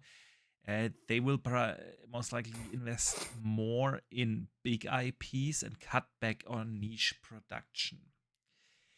And as painful as it is for the developers that are affected and will be affected, and everyone else who gets laid off, not just developers, it will probably also be a couple of overhead people. The thing is, I understand that thinking, and I'm actually okay with this. I know this sound. I'm not okay with people losing their jobs. Don't get me wrong. I'm talking about the idea of cutting down on niche projects and investing into bigger IPs. It's The kind of thing a. I I've think it's said kind of a this, catch-22 with big yeah, IP. yeah, I've said this on the podcast over the last months multiple times, I think, because when we look at the Xbox portfolio, and the portfolio has become significantly better over the last 2-3 years. There's still plenty of passion projects in there. There's still plenty of um double A games in there. And while I'm not saying anything against the games per se, I loved A South of Midnight. I absolutely loved that game. I enjoyed Avowed probably more than most people that played it, but I thought it was fantastic. I had a blast with Avowed. Same. All of these smaller games, there are too many of them, and they lack the big blockbuster titles. Asha and Matthew Balls, and along with that, probably Matt Booty. He didn't give that many interviews on that particular topic this week, but Asha and Matthew both were pretty clear on, hey, we need to have a reason for people to buy an Xbox. That's why the exclusive strategy is back, at least to some degree. We'll get to the exclusive discussion in a second. But exclusives are back, and you need to have this pull factor. And I've said this in the past. As good as the pipeline was in 25, they hadn't any pull factors. Not one. They had Avowed. I loved the game, but it is considered a double A game. It doesn't have the same like impact, cultural impact, and impact in the zeitgeist than a heavy hitter, right? And they had a lot of those last year. They had a great pipeline, but all of those were in that ballpark. Outer Worlds 2, the Tony Hawk remake, the Gears remake, the Ninja Gaiden, the South of Midnight, and so on. Yeah, you probably could argue the only one was maybe the Oblivion remake, but that was a remake. And this year is entirely different. Entirely different. This year they have a lot of those blockbuster titles with Forza, with Gears, with Call of Duty, with Fable has been moved to early next year now. Those are the caliber games that could be pull factors if you have them continuously. But they are squeezing them now all in a release window of 10 months. And after that, it'll take them again a while to have those blockbuster titles, because I loved how a Clockwork Revolution looked. Loved it. It's a double A game. It will not be a pull factor game. I love Hellblade, right? And Senua looks like they could make that into their God of War. Yeah, but it isn't there. Not even close. It is a smaller game. It's an ambitious, especially from a technical perspective, an ambitious game when you look at Hellblade 2. But this isn't the same impact like like a Gears or Fable would have, right? And this is the thing with Xbox. They have too many of the kilns, yeah, and South of Midnights, and not enough to have a continued blockbuster pipeline. They have a couple of years down the line, we will have another big banger year. With Halo and then Elder Scrolls, but those games are years out, right? Halo is probably a 28 or 29. So is Elder Scrolls, and in the meantime, they have the double A's that are great games, really great games. Again, not the big blockbuster titles. And I think this is what they are going for. They will try to do less of the passion projects and do more of the AAA games. And from business perspective, I totally understand that, and I can relate to that. But that will mean, Dutch, that certain studios get shut down. As there are plenty of candidates in there. There's a Compulsion game. Compulsion Games is one of the candidates. They just released South of Midnight, which I loved. Great game, but it didn't do wonders. They will continue to make smaller games in terms of smaller in terms of zeitgeist.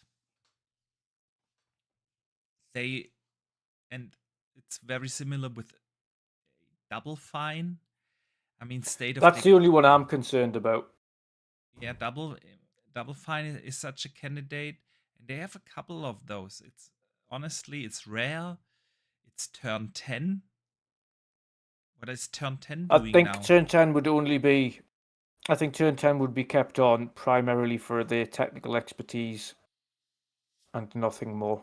Yeah, probably. It is, but Rare is definitely such a candidate. It is. I think Rare's only saving grace is that they have cultivated an IP now in Sea of Thieves. Dude, you okay?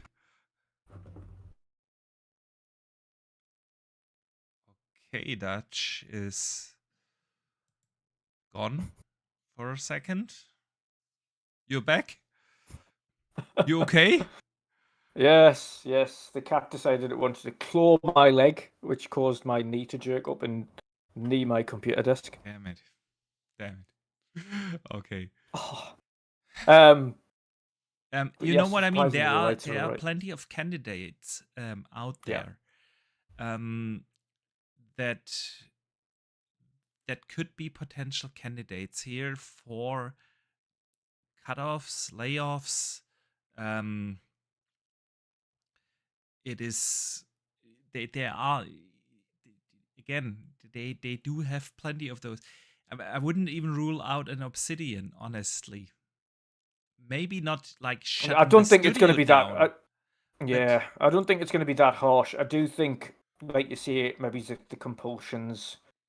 Honestly, outside of I know they make loads of revenue from King, but the way how aggressive Asha is pushing the brand and the division and restructuring everything, I wouldn't rule.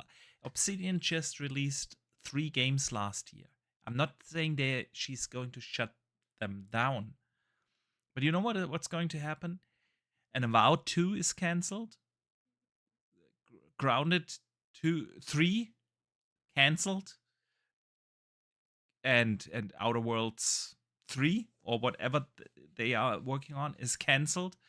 And they say, you are making Fallout, period, with all the teams you have. Yeah. And what I was saying about Rare, I think specifically, sorry, before I need my desk, was I think, thankfully for them, they've cultivated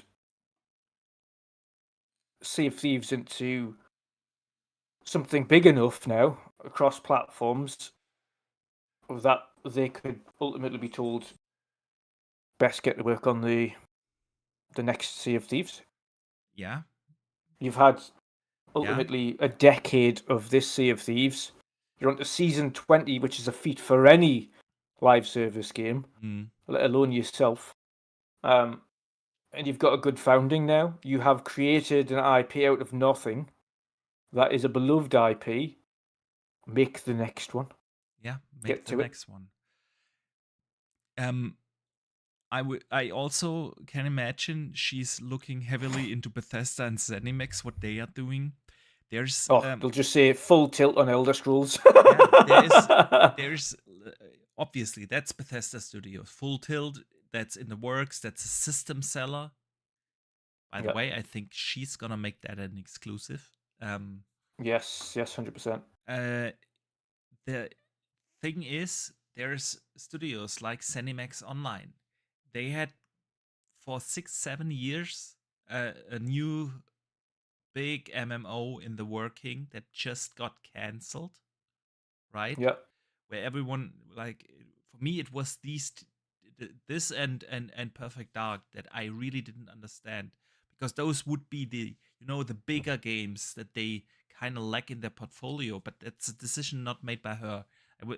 I could I could place a bet that this decision wouldn't have been approved under Matthew Balls and Asha, to No. cancel those.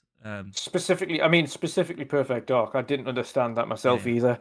Considering the big deal they made of it on the prior showcase, like a couple of months beforehand, where they were like, "Oh, we're going to show you more throughout development, and this is a brand new gameplay segment," and all of a sudden it's just been canned. It's like, that doesn't make any sense. You were just talking about how yeah. you're going to show the mud through development, and now you're cancelling it.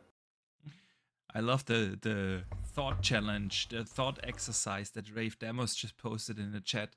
I'm giving you 3 Xbox owned studios: Arcane, Obsidian, and Halo Studios. For each one, you have to choose close the studio, cancel the current game, or invest more money. I would still close Arcane over Obsidian or Halo. I agree there. Even though they are making Blade, I don't think that Arcane particularly did phenomenal games in the past.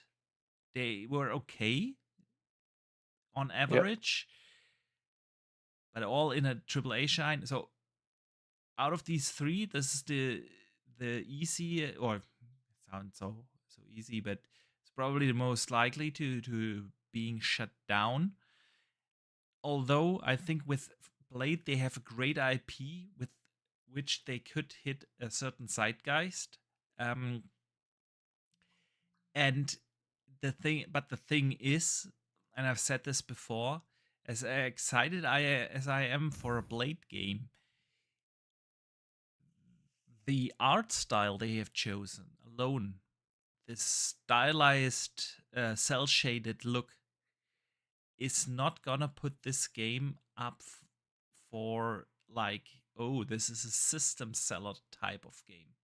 This is it will lack the impact, even though there is a great IP behind it, and a beloved IP, and one from the Marvel universe, where you could hit a certain zeitgeist. Not with this ambition, in the studio. Not with that. This needs to be a hyper realistic art style.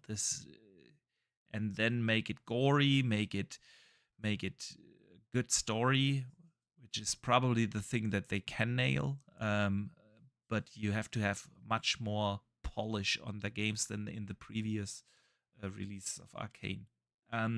Obsidian, again, I think Obsidian is one of these studios, obviously a well-oiled machine. Being able to put 3 games out in 1 year in About, Grounded 2, and Outer Worlds 2. Insane achievement. But still, none of these games also hit the ceiling. So this would be a studio I would cancel the ongoing game, give them Fallout and a big budget. Yep. And then that's all they need to do. They just need to refine that well-oiled machine into a singular big project, as opposed to multiple smaller projects. Yeah, agree. And Halo Studios just needs a massive shift of investment. They've just changed it to Unreal Engine 5. They need to get the IP back to where it needs to be. Halo Studios, I would shut down and give the IP to someone else. Probably id or someone. Someone who can make good shooters and treasure that IP. I think Halo Studios... I think id would make a good shooter, but I don't know whether or not they would make a good Halo story. Yeah, well, that is a fair point. That is a fair point. But I think they could nail everything else. And I'm And then the other hopeful, concern would be, of course. I want Halo to be really great again. The thing is, I think Halo Studios, there is just something in this studio wrong at the fundamental level, and then they need to kind of have a reset. The first look, exactly. Well, the first look that we'll see of Halo Studios and the work they'll do is next month. Hmm. Yeah. 3 of which are essentially you can look at them on the 3 brand new levels they bring into the game as to their work on creating something. Hmm. So we get an idea as to their qualities. But shifting over to Unreal, a new shift of strategy from Halo Studios under what Yeah. should be now the correct management, which is Pierre Heinz, Yeah. I mean, who yeah. also revived the Master Chief Collection. Yes, that's true. Yeah. Yeah. Pyro in the chat says, "Can it be Halo? Can it be it? Halo and machine games? I'd make a 3-player co-op first-person shooter fighting a demonic Nazi covenant of aliens in hell as Master Chief, Doomslayer, and BJ." There you go.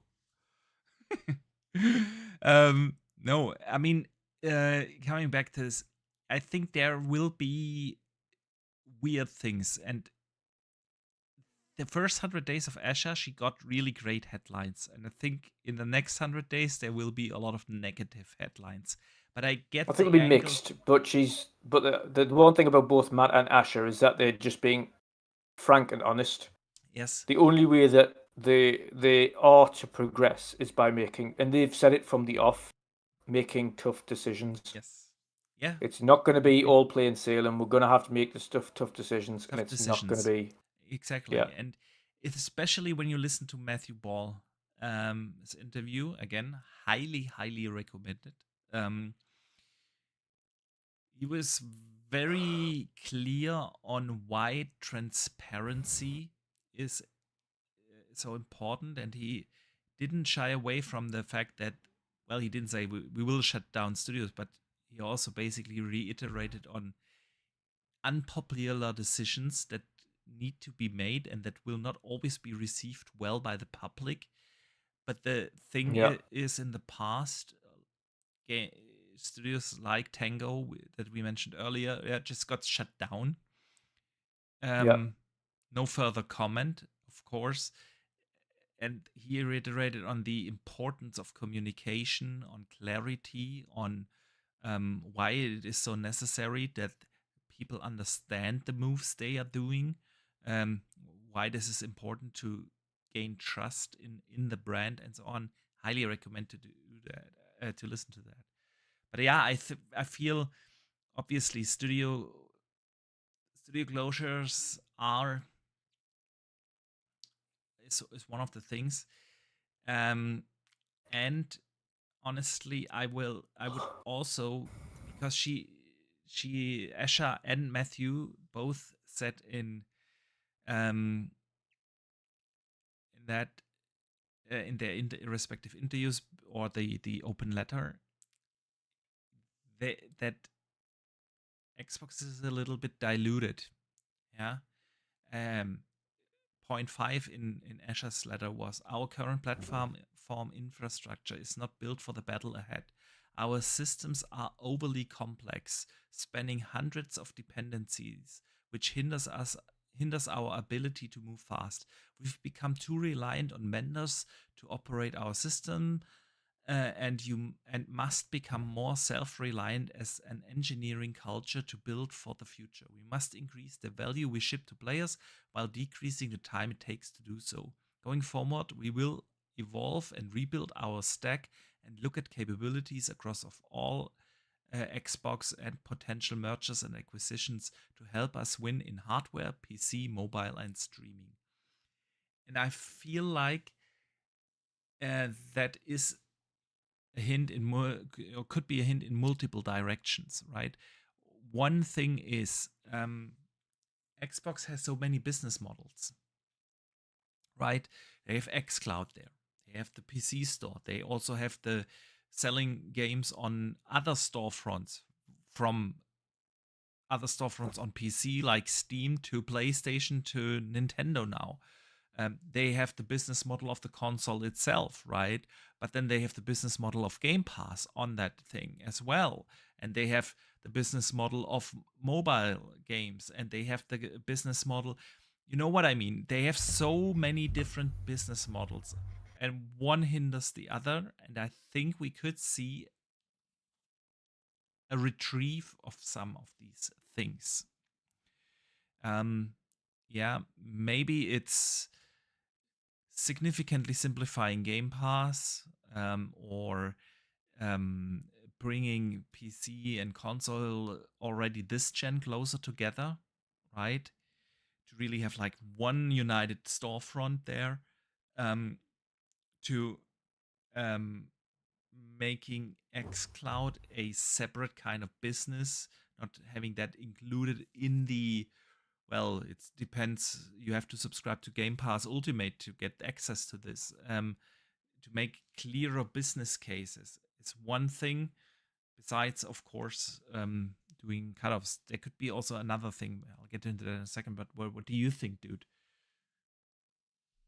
Yeah, I mean, it's clear that they've kind of seen one of the root causes in order to. I think one of the things that they mentioned wasn't specifically just their processes, but it sounds to me more like hardware dependencies, creating hardware and be able to react to dependencies on other markets and other vendors and things like that is a hardware issue. Never mind just the internal processes, but the external processes. When it comes to making hardware, they rely on so many external sources in order to get it done. And I remember, obviously, when we were speaking about We get to Xbox the Series hardware X, when part it's in a second, because there yeah. is also a couple of interesting things in there. But I agree But with even you. when we were talking about Xbox Series X and its development and talking, obviously we had the hardware director on a few years back when it first Yeah. released, and he was saying the nightmare that they had, of course, through COVID and having to have a 24-hour Teams on that was just non-stop all the time, and anybody that was coming on and speaking to the process and the plant and the manufacturing plant over in China or Japan or wherever the hell it was, and if there was any issues, they'd be able to relay literally 24/7 and have somebody sitting on that call all of the time from both ends to make sure things were going smoothly. That is is a dependency on external factors, and as we've seen the market and the market as a whole at the moment, Yeah. in general, everyone is dependent on everybody else in order Yes. to maintain I a mean, pipeline. some of And the highlights you already mentioned. There is like they have cloud streaming rights for ABK games at Ubisoft, right? They have weird ass contracts in terms of Call of Duty and the mobile games across different storefronts, from the Android store to the iOS store. Weird very weird contracts there. They have a very heavy dependence on Unreal 5 now, right? Like almost every studio is using Unreal Engine now. They Without Epic, it's gone, right? It is crazy to see that how dependent they are from Epic. Um, they left the entire handheld market to Asus, right? They have, in terms of hardware, are very bound to AMD. There's not even a remote possibility to switch to Nvidia, right? Have them compete to be in the console, because that's a really interesting deal for both of these companies. From Intel to AMD to Nvidia have more competition in terms of who's providing processors and such stuff, yeah, and GPUs and NPUs. Um, they are bound by so many things they have built up over the years, right? Um, that I totally understand that this is an issue. and much like you get in regular everyday life, in our everyday life, there's bureaucracy as well. Yeah, with It's every they're deal comes slowed with bureaucracy, right? yeah, Um, exactly. And for every individual deal, they have to do that same bureaucracy going back and forwards all the time. And you can't do this, you can do this. You can't have this, you can do this. And it's like, well, no, well, our targets are this, so this is what we need. Well, you can't have it and you because see X, Y, Z. exactly, and you can see that with a lot of the exclusivity things now as well. Well, after the showcase, we learned that it is not just that it's not just that they just wanted to keep promises to players how they framed it publicly, but the harsh reality is there are so many legal fees they would have to go through if they would now pull a Fable or a Halo from PlayStation, that it's just not worth it. Right? They are bound there as well. By the way, great reaction from Matthew Ball when being asked about that, where he also touched on how important it is and that they will have more exclusives coming later, and they will announce a lot of more exclusives at a further point in time. Then he was specifically asked, but what about Hellblade? Right, Senua, why is that a multi-platform? It wasn't announced in the past. You didn't have to keep promises. Why is Hellblade or Senua a multi-platform title? And he was just like, no further comment. It was like hilarious. There are contractual obligations that are already there in place, and I feel like this is something that Asha will have a hard time figuring out, right? I don't think they will do for future ones. For things that are miles off and haven't even been shown, I think they will just pull it. Yeah, absolutely. I mean, nope, this hasn't even been announced. Nobody knows about it yet. It's done. It's over. I mean, take this with a grain of salt, but apparently Xbox had a Halo trailer in the PlayStation showcase. Yeah, right? They pulled it. And they pulled it last minute. And now apparently, it's according to Bloomberg has caused issues with Sony, and I don't think they give a shit right now. Yeah, honestly, why would you? All Sony tried to do over the last 25 years is to put you out of place, put you out of the market. There's no moral obligation towards Sony. Sony has never been a partner. It's always been your main competitor, right? Yeah. And that's what Xbox needs to get back to, in my view. And people don't like it, but both Matthew and Asha have said what me and you have been saying forever about exclusivity. Yeah. Exclusivity is what drives people to the platform. You cannot have a platform if you do not have exclusive content. Yeah. Me and you've been saying it forever. If you just take out your fanboyism, take out the whole kumbaya, everybody should play every game. I agree. Everybody should play every game, but that's not how it works. You cannot build a platform without content that is exclusive to that platform. Yeah. Why do people buy iPhone? Because of iOS. Why do people buy Samsung or other Android models? Because it's Android. Yeah. Why do people, if you had Android on an iPhone, what would be the point? Yeah. Why do also then again you go into enthusiasts? Why do people buy the iPhone? Because it's got the specific iPhone chipset in it. Absolutely. Something that's crafted by Apple. Again, likewise, why do people go to Samsung? Because they have their own specific chipsets and builds and things like that built into it. There's reasons why people go to certain things and why people do it. Why do people go to Netflix over getting Disney? Why do people go to Disney over getting Hulu? Why do so on and so forth?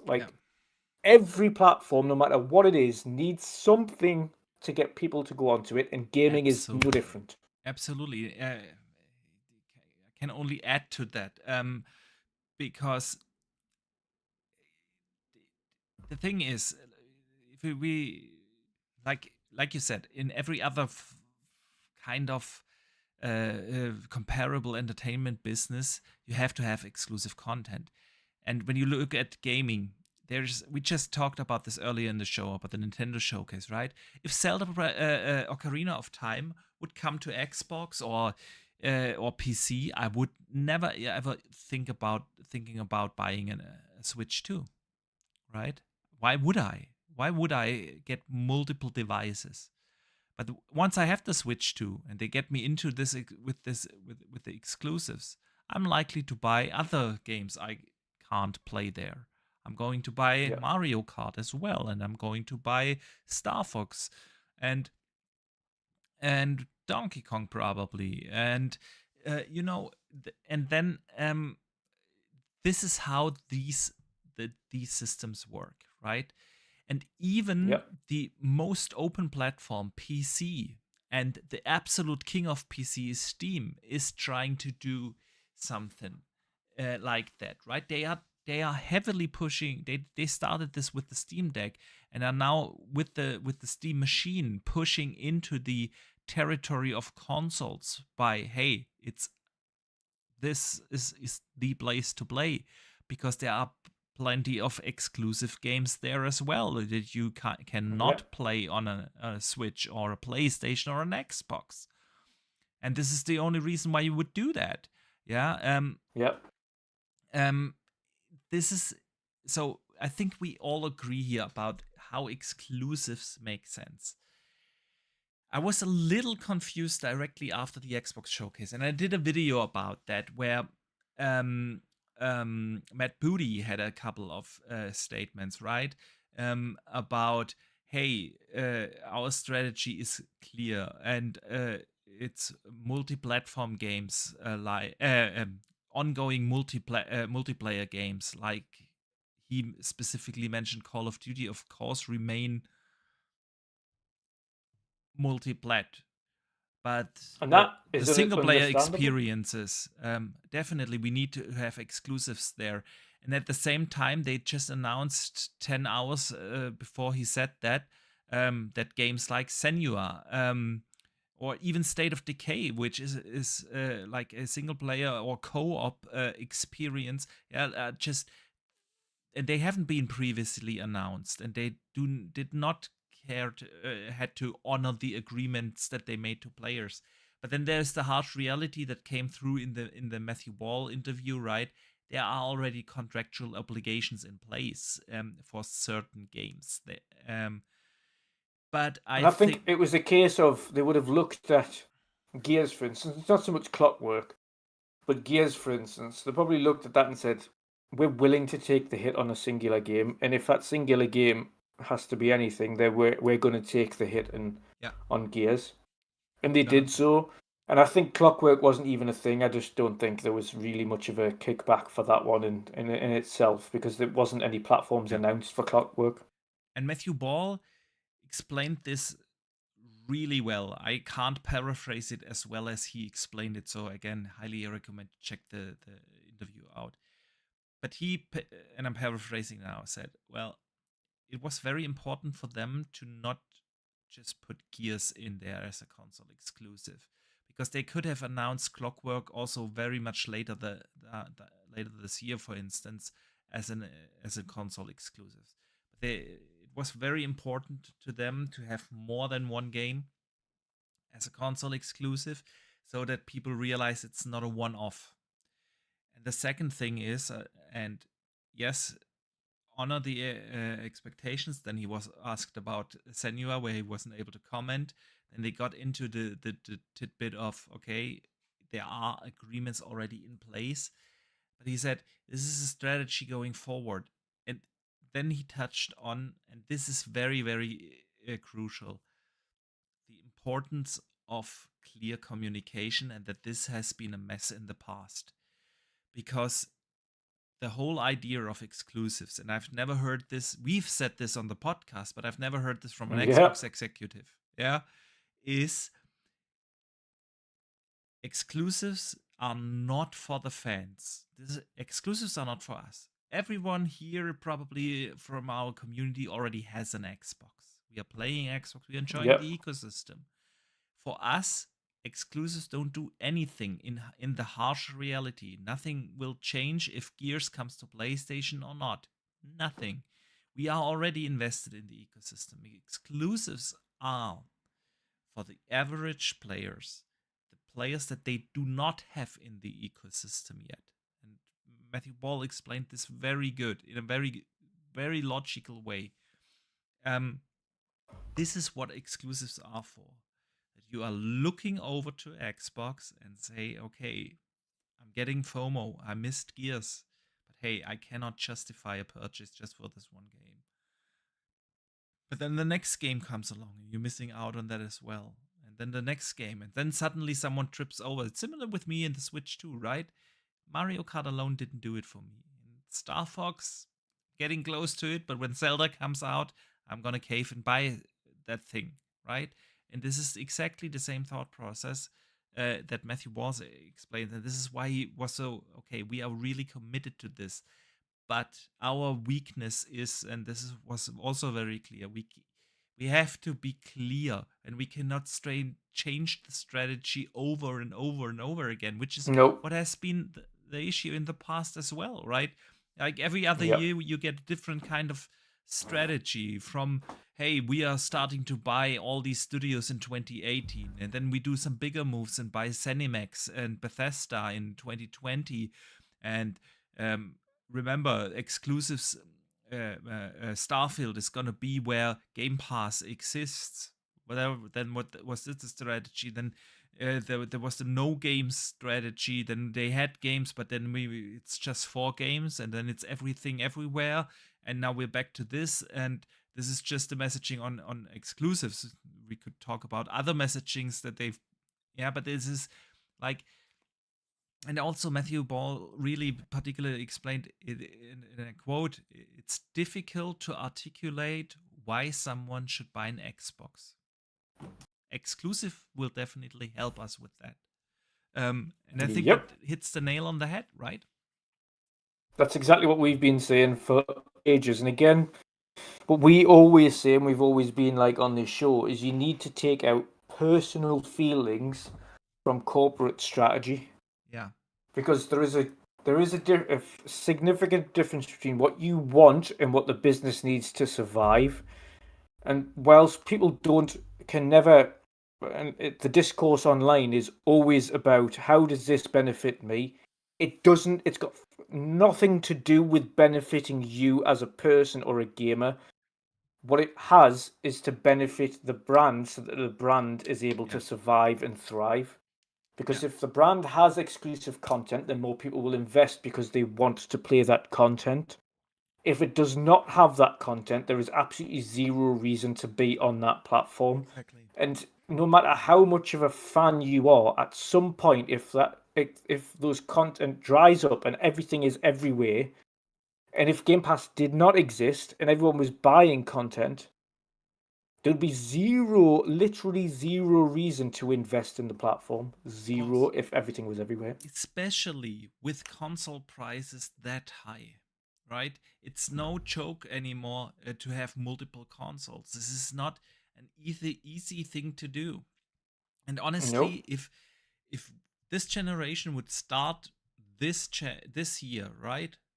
This year alone, the economy is down, prices for everything go up. Back in 2020, I bought both the PlayStation 5 and the Xbox Series X, each at $500, right? And I was like, cool, I'm settled for the next 7-8 years, or however long this generation goes. But if Helix and PS6 came out this year, I would heavily think about buying both because I can't really justify PS6 anymore. For the sheer fact I use the PlayStation mainly as an exclusive machine, right? And there's simply not enough content for me to justify such a high price point. Yep. Yep. And a €650 PlayStation 5 and a €650 Xbox Series X right now, you're not thinking about getting the second one just because you can enjoy some Game Pass games. This is not what's going to happen. But if you're really having a continuous stream of FOMO games, where people really get FOMO for, they do, and goes back to what I've been saying earlier. They are not getting FOMO for a Killen. They are not getting a FOMO for South of Midnight, not getting FOMO for an Avowed or an Outer Worlds 2. But people get a FOMO for Forza Horizon 6, they get FOMO for Fable, they get FOMO for Gears, they get FOMO for Elder Scrolls.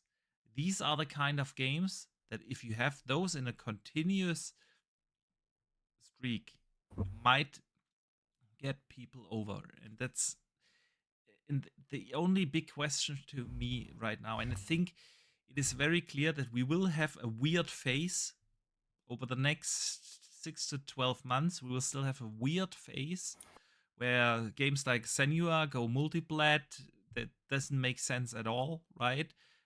Just because of the already in place contracts and agreements. But then they will be like games like Call of Duty, of course. But honestly, to me, it all sounds like okay, a Elder Scrolls 6 is gonna do that as an exclusive. Yeah, and those type of games. And the question is, does Microsoft have the breadth? Because it will take years. This is nothing, will not change. Gears as an exclusive will not change anything. I mean, this gen is barely over anyway, right? We are talking Helix next year, and we'll get to Helix in a second.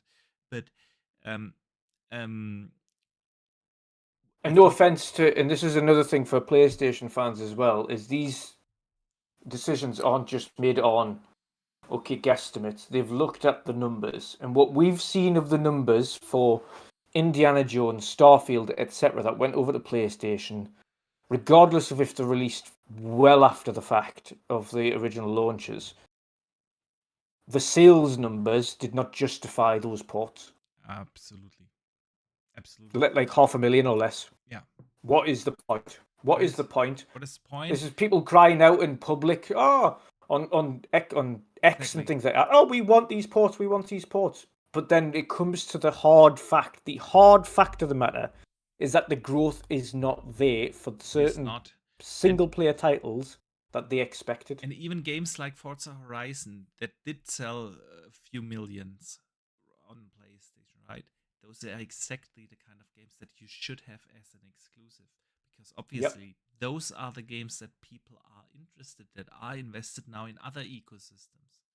And this is what you want. You want those people to get FOMO and move them over. So yeah, it's interesting stuff here. And the interesting thing is, again, this is the strategy for the next 100 days. And we'll see a lot of these decisions being made. The big question now is, okay, what is happening with Project Helix? Asha wrote the following on Project Helix. We are in a hardware component crisis. When I joined as CEO in February, the price we paid for console storage components was over 2 times as high as we paid last fall. These costs have since doubled again. And as we plan for 27 holiday season, which we expect another significant increase, taking us over 5 times the price we paid only 2 years earlier. Memory costs have followed a broadly similar trajectory.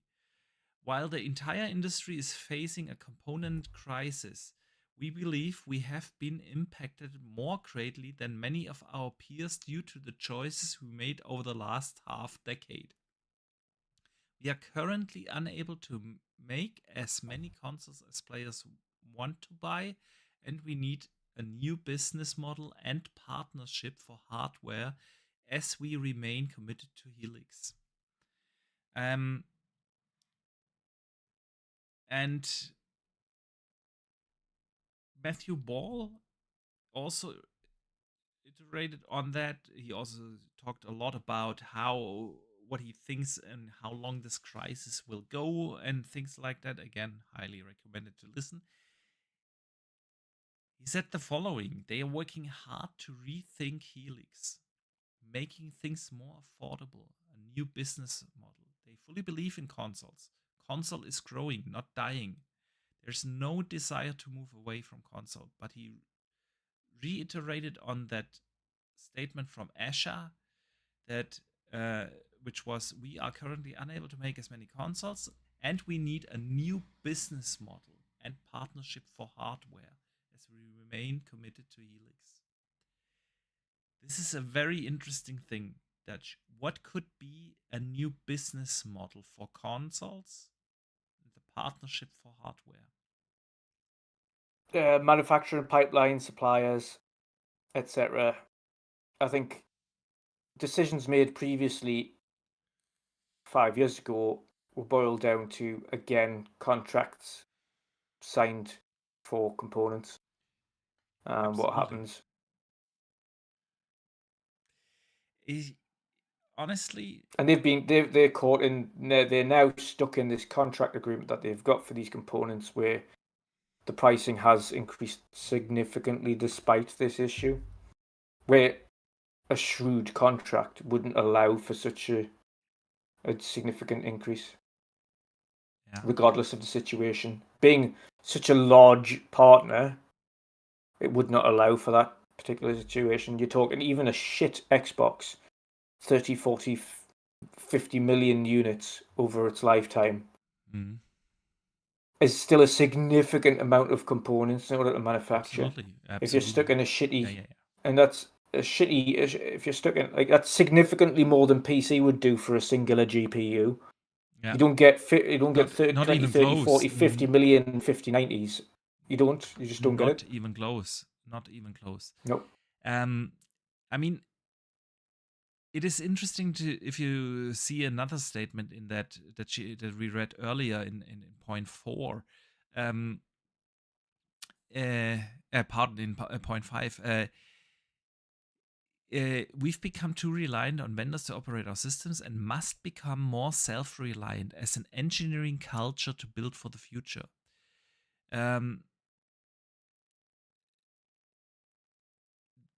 This is interesting. I feel like this could go two ways.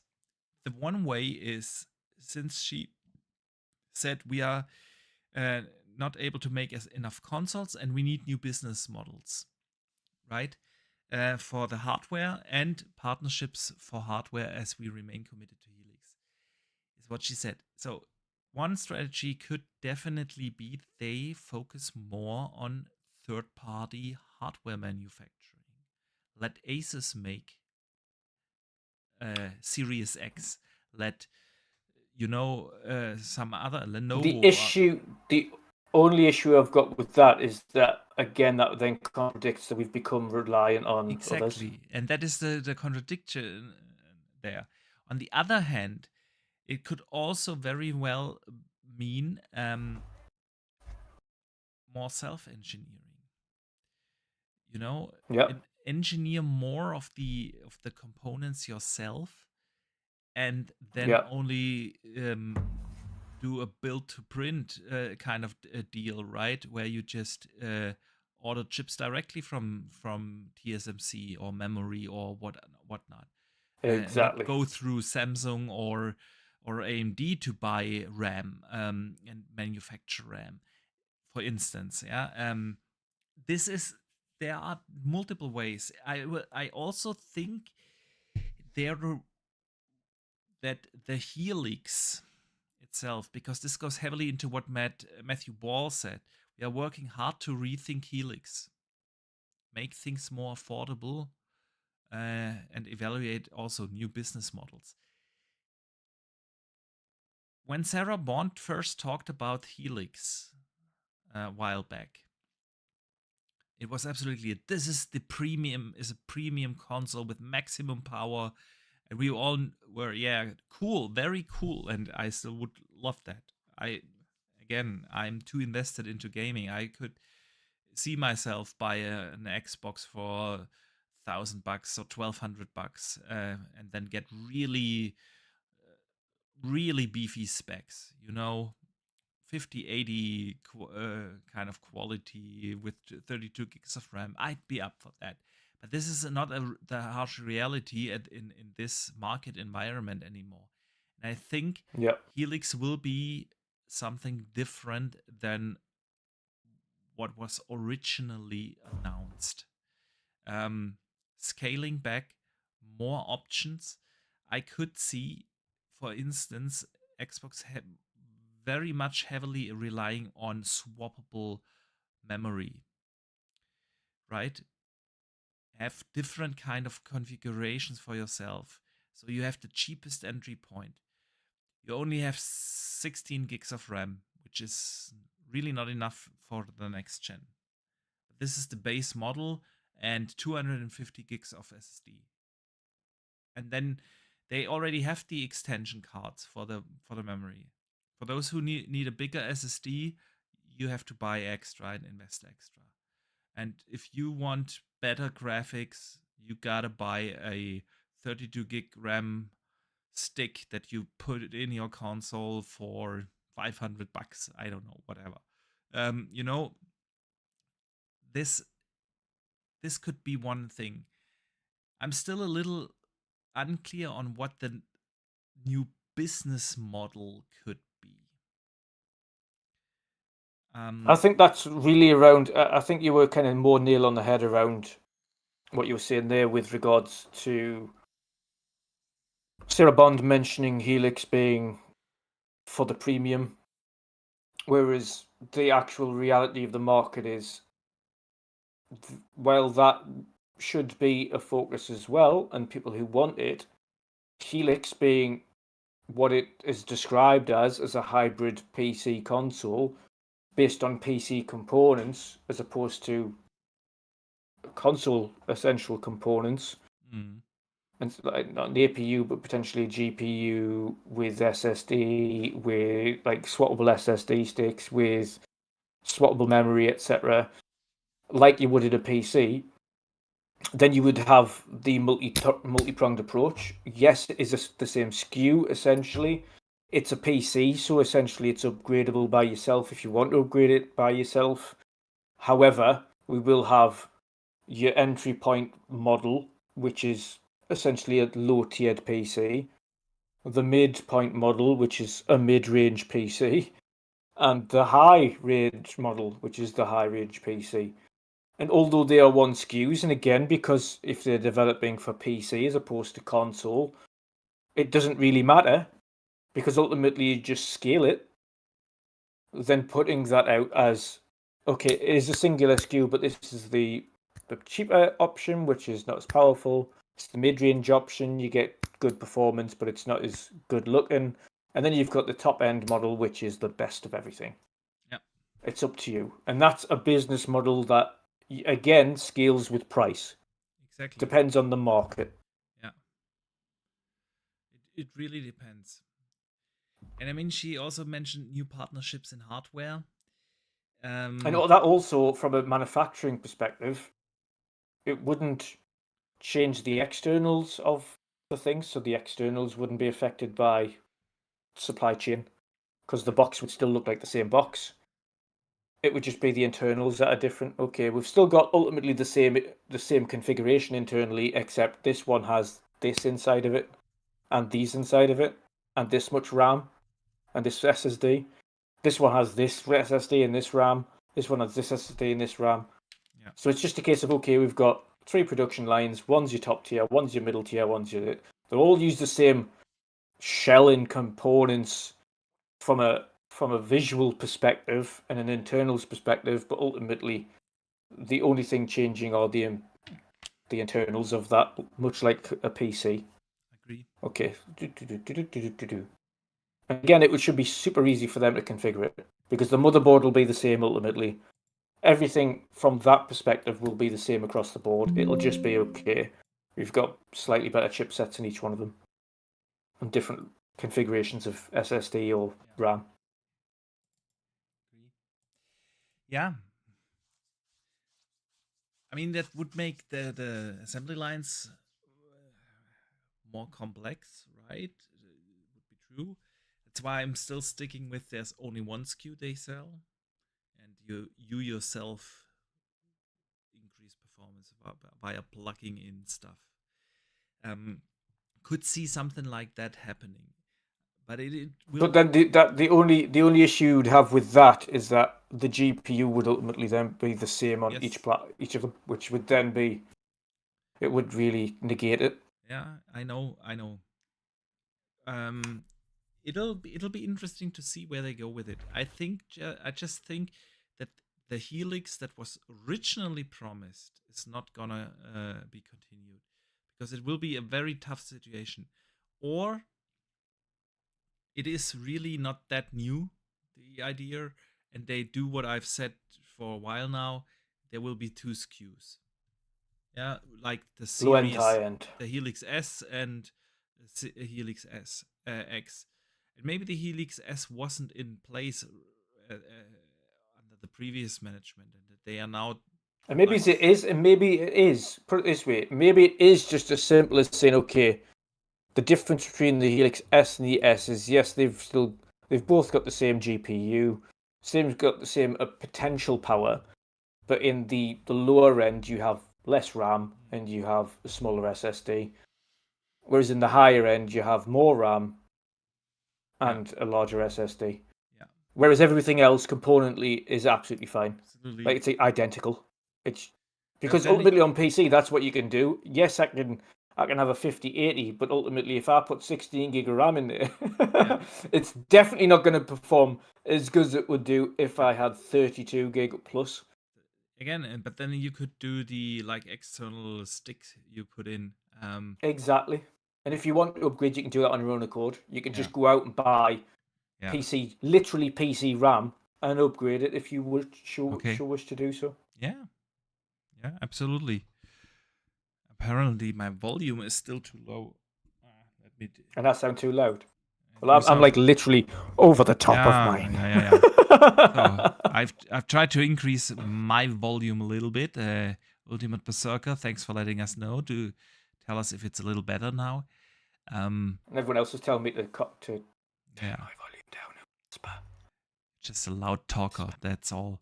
No. I've been working in a sales environment for 15 years. Yeah.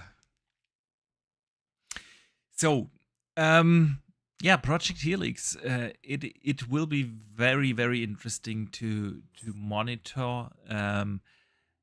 Both Matthew Ball and Asha multiple times saying now we need to evaluate new business models. And I don't think it is just something that they evaluate for the Helix, honestly, because No, they know. you know what it is. I have sympathy for console manufacturers because unlike PC, which is ever fluent and continues to evolve year on year on year on year, and Mhm. if you have a PC, you can essentially just upgrade it next year and next year and next year, and Yeah, at a medium cost. You can go out and buy some more RAM next year. You can increase your SSD next year. If you want to switch your GPU, you can do that the next year. If you want to do this, you can do that. With console, once it's done and it's in, it's there for 5, 6, 7, 8, 9 years. So yeah, it's not like it's not a fluid model. So they have to get the strategy right when they make it. If they don't get the absolutely. strategy right when they make that console, it is done for up to 10 years, Yes, and they're stuck with it. absolutely, absolutely. That's very very big difference. And I feel like Xbox is also looking into a short-term fix for the Series X situation, because especially Matthew Ball also went into, well, demand is higher than they can supply right now. And there is GTA coming, and they know that this is a chance to bring a lot of people into the ecosystem. Not because it's exclusive, obviously, you could also play it on PlayStation, but it maybe move some people over that are still on Xbox One. There are still plenty of Yep. Xbox Ones out there and so on. And not being able to meet demand when you try to grow and do a change in strategy and go back to exclusives and then not having consoles for those who do want to play Gears now, right? Or Clockwork is so is awful. And so I think they also need a quick fix for the current situation.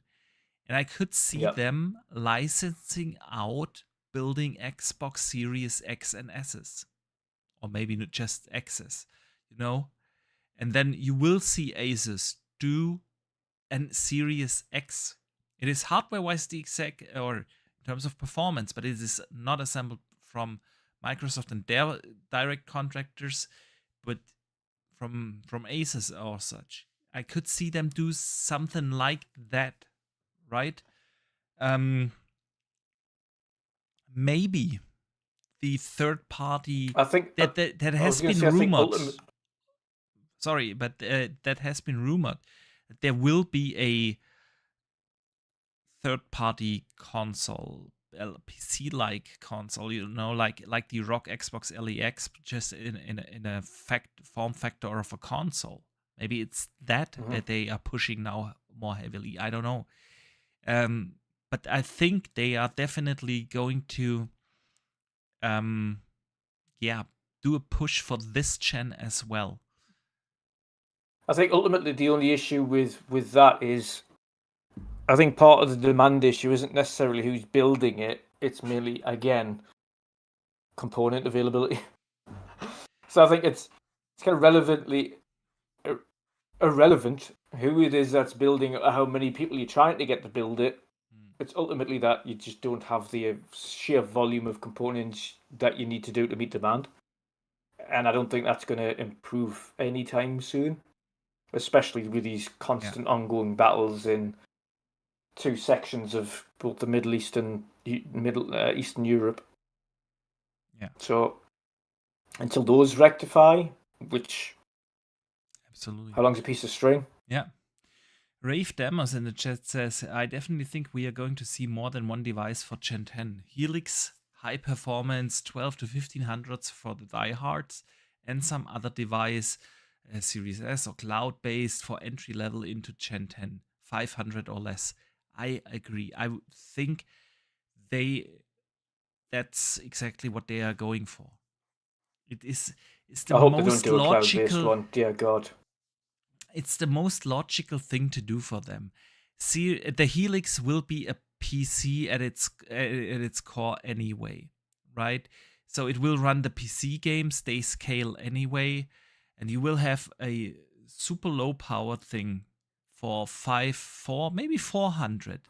This focused on streaming and will have a little local compute power to run some games at bare minimum settings, but there will be no. I don't even think in this current market that they could possibly achieve even a low-powered machine for 400. A box that is mainly focused just for streaming. I think they can. That would never work. I am not sure. I'm not sure. I've said this years ago. The current network capability, and this is like, yes, it works well for me because I've got a gig internet, but the vast majority of people aren't going to their network providers and having gig internet. Yeah. And nor are they having. I don't have a gig. Of course you don't. Of course you don't need a gig, but even still, to have a quality, consistent streaming, you need a quality network. Yes, I would have agreed with you 3 years ago. And that's just not on the network provider, but also on the company itself. I know. I would have agreed with you 3 years ago. But in this market situation, if it's for you, no gaming at all, or I'll swallow the pill and do streaming because I cannot afford anything else, is something I could see that they are at least evaluating. I'm not a fan of streaming either. I think you would get a native version, but I think it wouldn't be 400. I think you would be closer maybe to a 550, and that would be the budget entry. Yeah. I mean, that would be like Series S all over again. I could see them. But if the thing is, the mandatory support of the low tier version, they need to get rid of that. Into a hybrid, yeah. But if you exclude that, if you're going into a hybrid model where it's PC, right? Ignore that. Ignore the fact that is what is essentially a £400 device, or 450, right? That is low in terms of its specs. It's low tier. It doesn't run everything, and what it does run is it's some of it's pretty poor. But that also has a screen and everything built into it. Okay, so that's got other components, speakers, etc., built into it that are completely irrelevant. You take those out; that's saving money in those aspects anyway. You save the 100 plus whatever it is that you've got from those specific components, and you put that into actual upgrades in the PC-based hardware that you have in that type of machine and sell that. That turns into more of a low to medium on relatively decent settings as a PC model. Then that becomes the hybrid £500 model as a native. But I personally don't think that a streaming only box would ever truly work. We've seen these attempted models from other platform manufacturers, and it doesn't work. I don't think, regardless of Xbox name, it would ever work. It's a very different price situation for consumer electronics on the market. It is, but every consumer electronic is going up. I'm not rooting for it because I don't think should be the way forward. But yeah, I mean, they will do something, man. All right, Dutch. Yeah, I suspect, especially with it being a hybrid mentality, at least that's what they're aiming for, this hybrid box where it allows you to game PC and Xbox on it, like we get on the regular Xbox Allies, etc.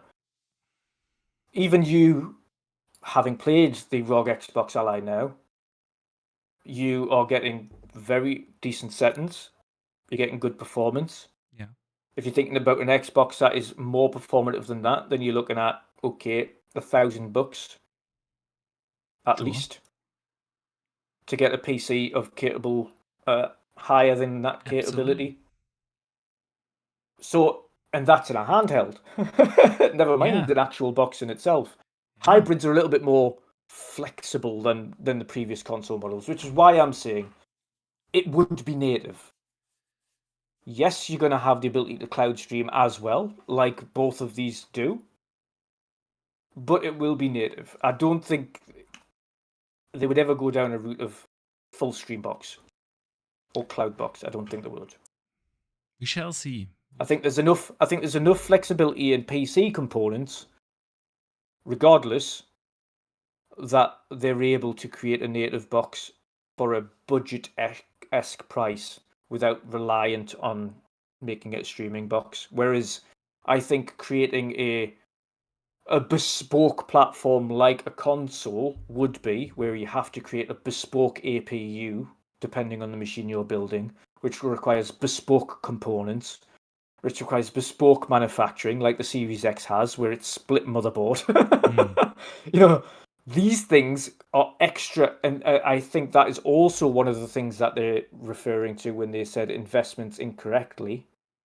I think investing in a split motherboard in the Series X, whilst keeping the form factor the way it was, smaller enough, significantly smaller than this battle had, but investing in that particular form factor in internals, where they had to create this monoblock that then attached to a split motherboard on each side, is, from a logistic standpoint, significantly more investment than it would be just to do it the way that PlayStation did, with a singular unit which slides in, essentially like a PC motherboard. Boop, there we go. Everything's on one board, does not require any more thinking than that. Significantly easier to manufacture. And that's why I think the PC model, or hybrid model, with the components that you can just source, with significantly easier manufacturing capabilities, would also help reduce the manufacturing costings. Yeah. All right, Dutch, let's wrap this topic up. And I mean, it will be interesting to see. Again, a lot of things will be happening over the next 100 days. It's not like we are waiting for years to see where we will land. Maybe we will not get the full reveal of a Helix next gen in the next 100 days, but we will get a lot of these Xbox strategic shifts and see some moves in a different direction. And we're gonna monitor that very closely. All right. Let us get into the community questions of the week. Like each and every Wednesday, you guys can write in. I actually forgot to post it yesterday, so I put it up this morning. You can write in questions. We put tweets up on X. You can post here on YouTube. Wherever you are, you can post or send us. Sometimes we also get DMs, DMs are open. Send us questions, topics you would like us to discuss. And the first question of today comes from Mambo Chess, and he asks, if you had to choose Fable or GTA 6? Easy. Fable. Oh, easy. Fable. Every day. All day, every day. I mean, I look forward to All day, every day. GTA. I look forward I to am nowhere GTA near as 6. hyped as everybody else is for GTA. Yeah, Nowhere near. I'm It's going to be a good I'm game. Of looking course, it's going to be forward a to good game. GTA 6, but I can't say like, oh well, this is my most anticipated game ever Never. or such. Never. I'm gonna enjoy GTA 6, and I know it's gonna be a great game. Visually, it will be amazing. The world they build and the interactions and the physics and everything is gonna be awesome and top notch, and can't wait. But there's just something about high fantasy action RPGs, and Yep. Fable And I is don't know just about you, Boxy, but I have never had the urge after finishing GTA 5 or any of the other GTAs for that matter to go back and finish them again. yeah, never agree. I Once I've done with the enjoyed story, I'm them like, okay, all. it's a good story. 4 was probably, I know a lot of people say San Andreas. I'd say GTA 4 was my favorite. I absolutely enjoyed 5. Great game, no doubt. But like you said, Yep. I've never had the urge to go back and play it again. Nope. Right. Not once. Not once. Sith Lord asks, job cuts coming to Xbox. What teams do you think will be affected? I mean, we said it We've covered earlier, this. right? I think Yep. all My only one that I hope of all hopes out of the smaller niche studios that doesn't get hit, for me personally, I hope that Double Fine doesn't Double get Fine. affected. Because I want to see a Psychonauts 3. I want to see something on the level of Psychonauts again, with the storytelling, with the character building, with the world creation, with the... It's just phenomenal. It was rightly highly acclaimed when that came out, and I am confident that studio was capable of doing something equally. I feel like Rare and Compulsion are high candidates. I feel like maybe someone in the Zenimax realm is also. I could see that. I could see something also happening at Activision, some of the support studios maybe. I could see, honestly, not even some of the AA studios like Arcane or Obsidian being really safe. Rare and so on. There's plenty of possibilities. We will see. Cypher 45 writes in, I'm interested how World of Gaming is taking recent news in. The good and the bad, the problems and the solutions, and the way forward are according to you all. I think that's what mainly the whole show was about. So Cypher, I hope we answered your question across this show, because we tried to dissect all the different aspects. And then that leaves us to the big bridge question of the week. Coach, you ready for that? Yeah. Go on. All right. Happy podcast. Switching on. I'm listening. Says, happy podcast day, Boxy and Dutch. My question. You're 2 minutes away from signing off and leaving the office. But suddenly you hear the sound of your boss walking towards you with a large stack of papers. What's a video game boss theme that gives you the chills every time? Easily, it's the Metal Gear tune. Bring! Dun, dun, dun, dun, dun. Where he goes, uh-oh, he's been seen. It's that thing where it's been seen in Metal Gear. Oh. And then he gets killed and he goes, no, snake.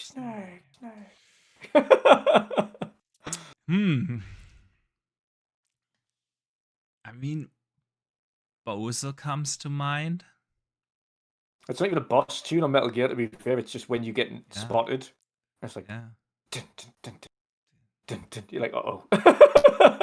Oh no, hide. It's a good one.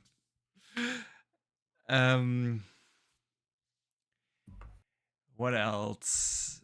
One Winged Angel's a good one as well. Oh yeah, that's a very good one. 7. Yeah. I'm going with Bowser. It's just because it was already in my childhood implanted in my brain. Okay. Yeah. Okay, guys, let's wrap this up. It was an awesome show. And I want to say a big, big thank you to everyone who joined us here live today. Super appreciate that. Want to say a big thank you for all the supporters, the channel members, and the super chats that came in. Means a lot. Dutch, before we let everyone out of here, anything you want to address? No. Obviously, I've did some streaming myself again. Weekend just gone, so obviously covered the showcases. Did a little game stream on the weekend, and thank Forza Horizon 6. By the way, your streamer mode does not work correctly, and I was flagged for copyright. So fix that. Yep. Put streamer mode on, which I showed on stream, and straight after the stream finished, within an hour or so, it flagged loads of songs that were clearly not available. So, fix that if you want me to stream that game again. Or I have to turn the radio off, which I don't want to do because it detracts from the game. Yeah, sure. But no, this obviously I'm playing Final Fantasy Remake. At the moment, I might do, because it's not too long until I finish that. So next week I'm off, having a bit of R&R time, downtime from work, just because I'm completely, as probably you can tell from my face, tired. Yes. Burnt out is the right word. Well deserved break you get there. So I'm having a break for a week, so it's a good chance that throughout that week I might do, when I get on to Rebirth, just do a chill stream on Rebirth, because again, I've played the game already. I know what to expect. There's cheat mode and everything on it, so I don't give a shit if I put on cheat mode to get through Final Fantasy Rebirth on this, because ultimately I'm getting through just to enjoy myself and not really just have to fully experience the full story again. Yep. So I'm just going to have some fun on it. And it doesn't affect achievements, etc. So I'm just going to play that and probably stream it a little bit next week when I've got some downtime. Nice. So there. Good stuff. All right, guys. So we will be back next week. Again, a big thank you to everyone who joined us here today. A big thank you to everyone who listens after the fact on YouTube, Spotify, Apple Podcasts, wherever you're listening. Thank you, guys. The weekend is close, right? The World Cup just started. Yeah, we missed the first opening match, Mexico. Yes. But Germany it's Sunday evening, right? It's been an eventful match, by the way. So Mexico are winning 2-0. There has been 3 red cards. One for Mexico, match. 2 for South Africa. There you go. Okay. Woo. Yeah. Sounds like we missed a match. Anyway, so we're gonna have a great weekend. I hope you guys too. Play some games. There's so much to game at the moment. And yeah, we hope to see you guys back next week on Thursday. Until then, don't forget to game on.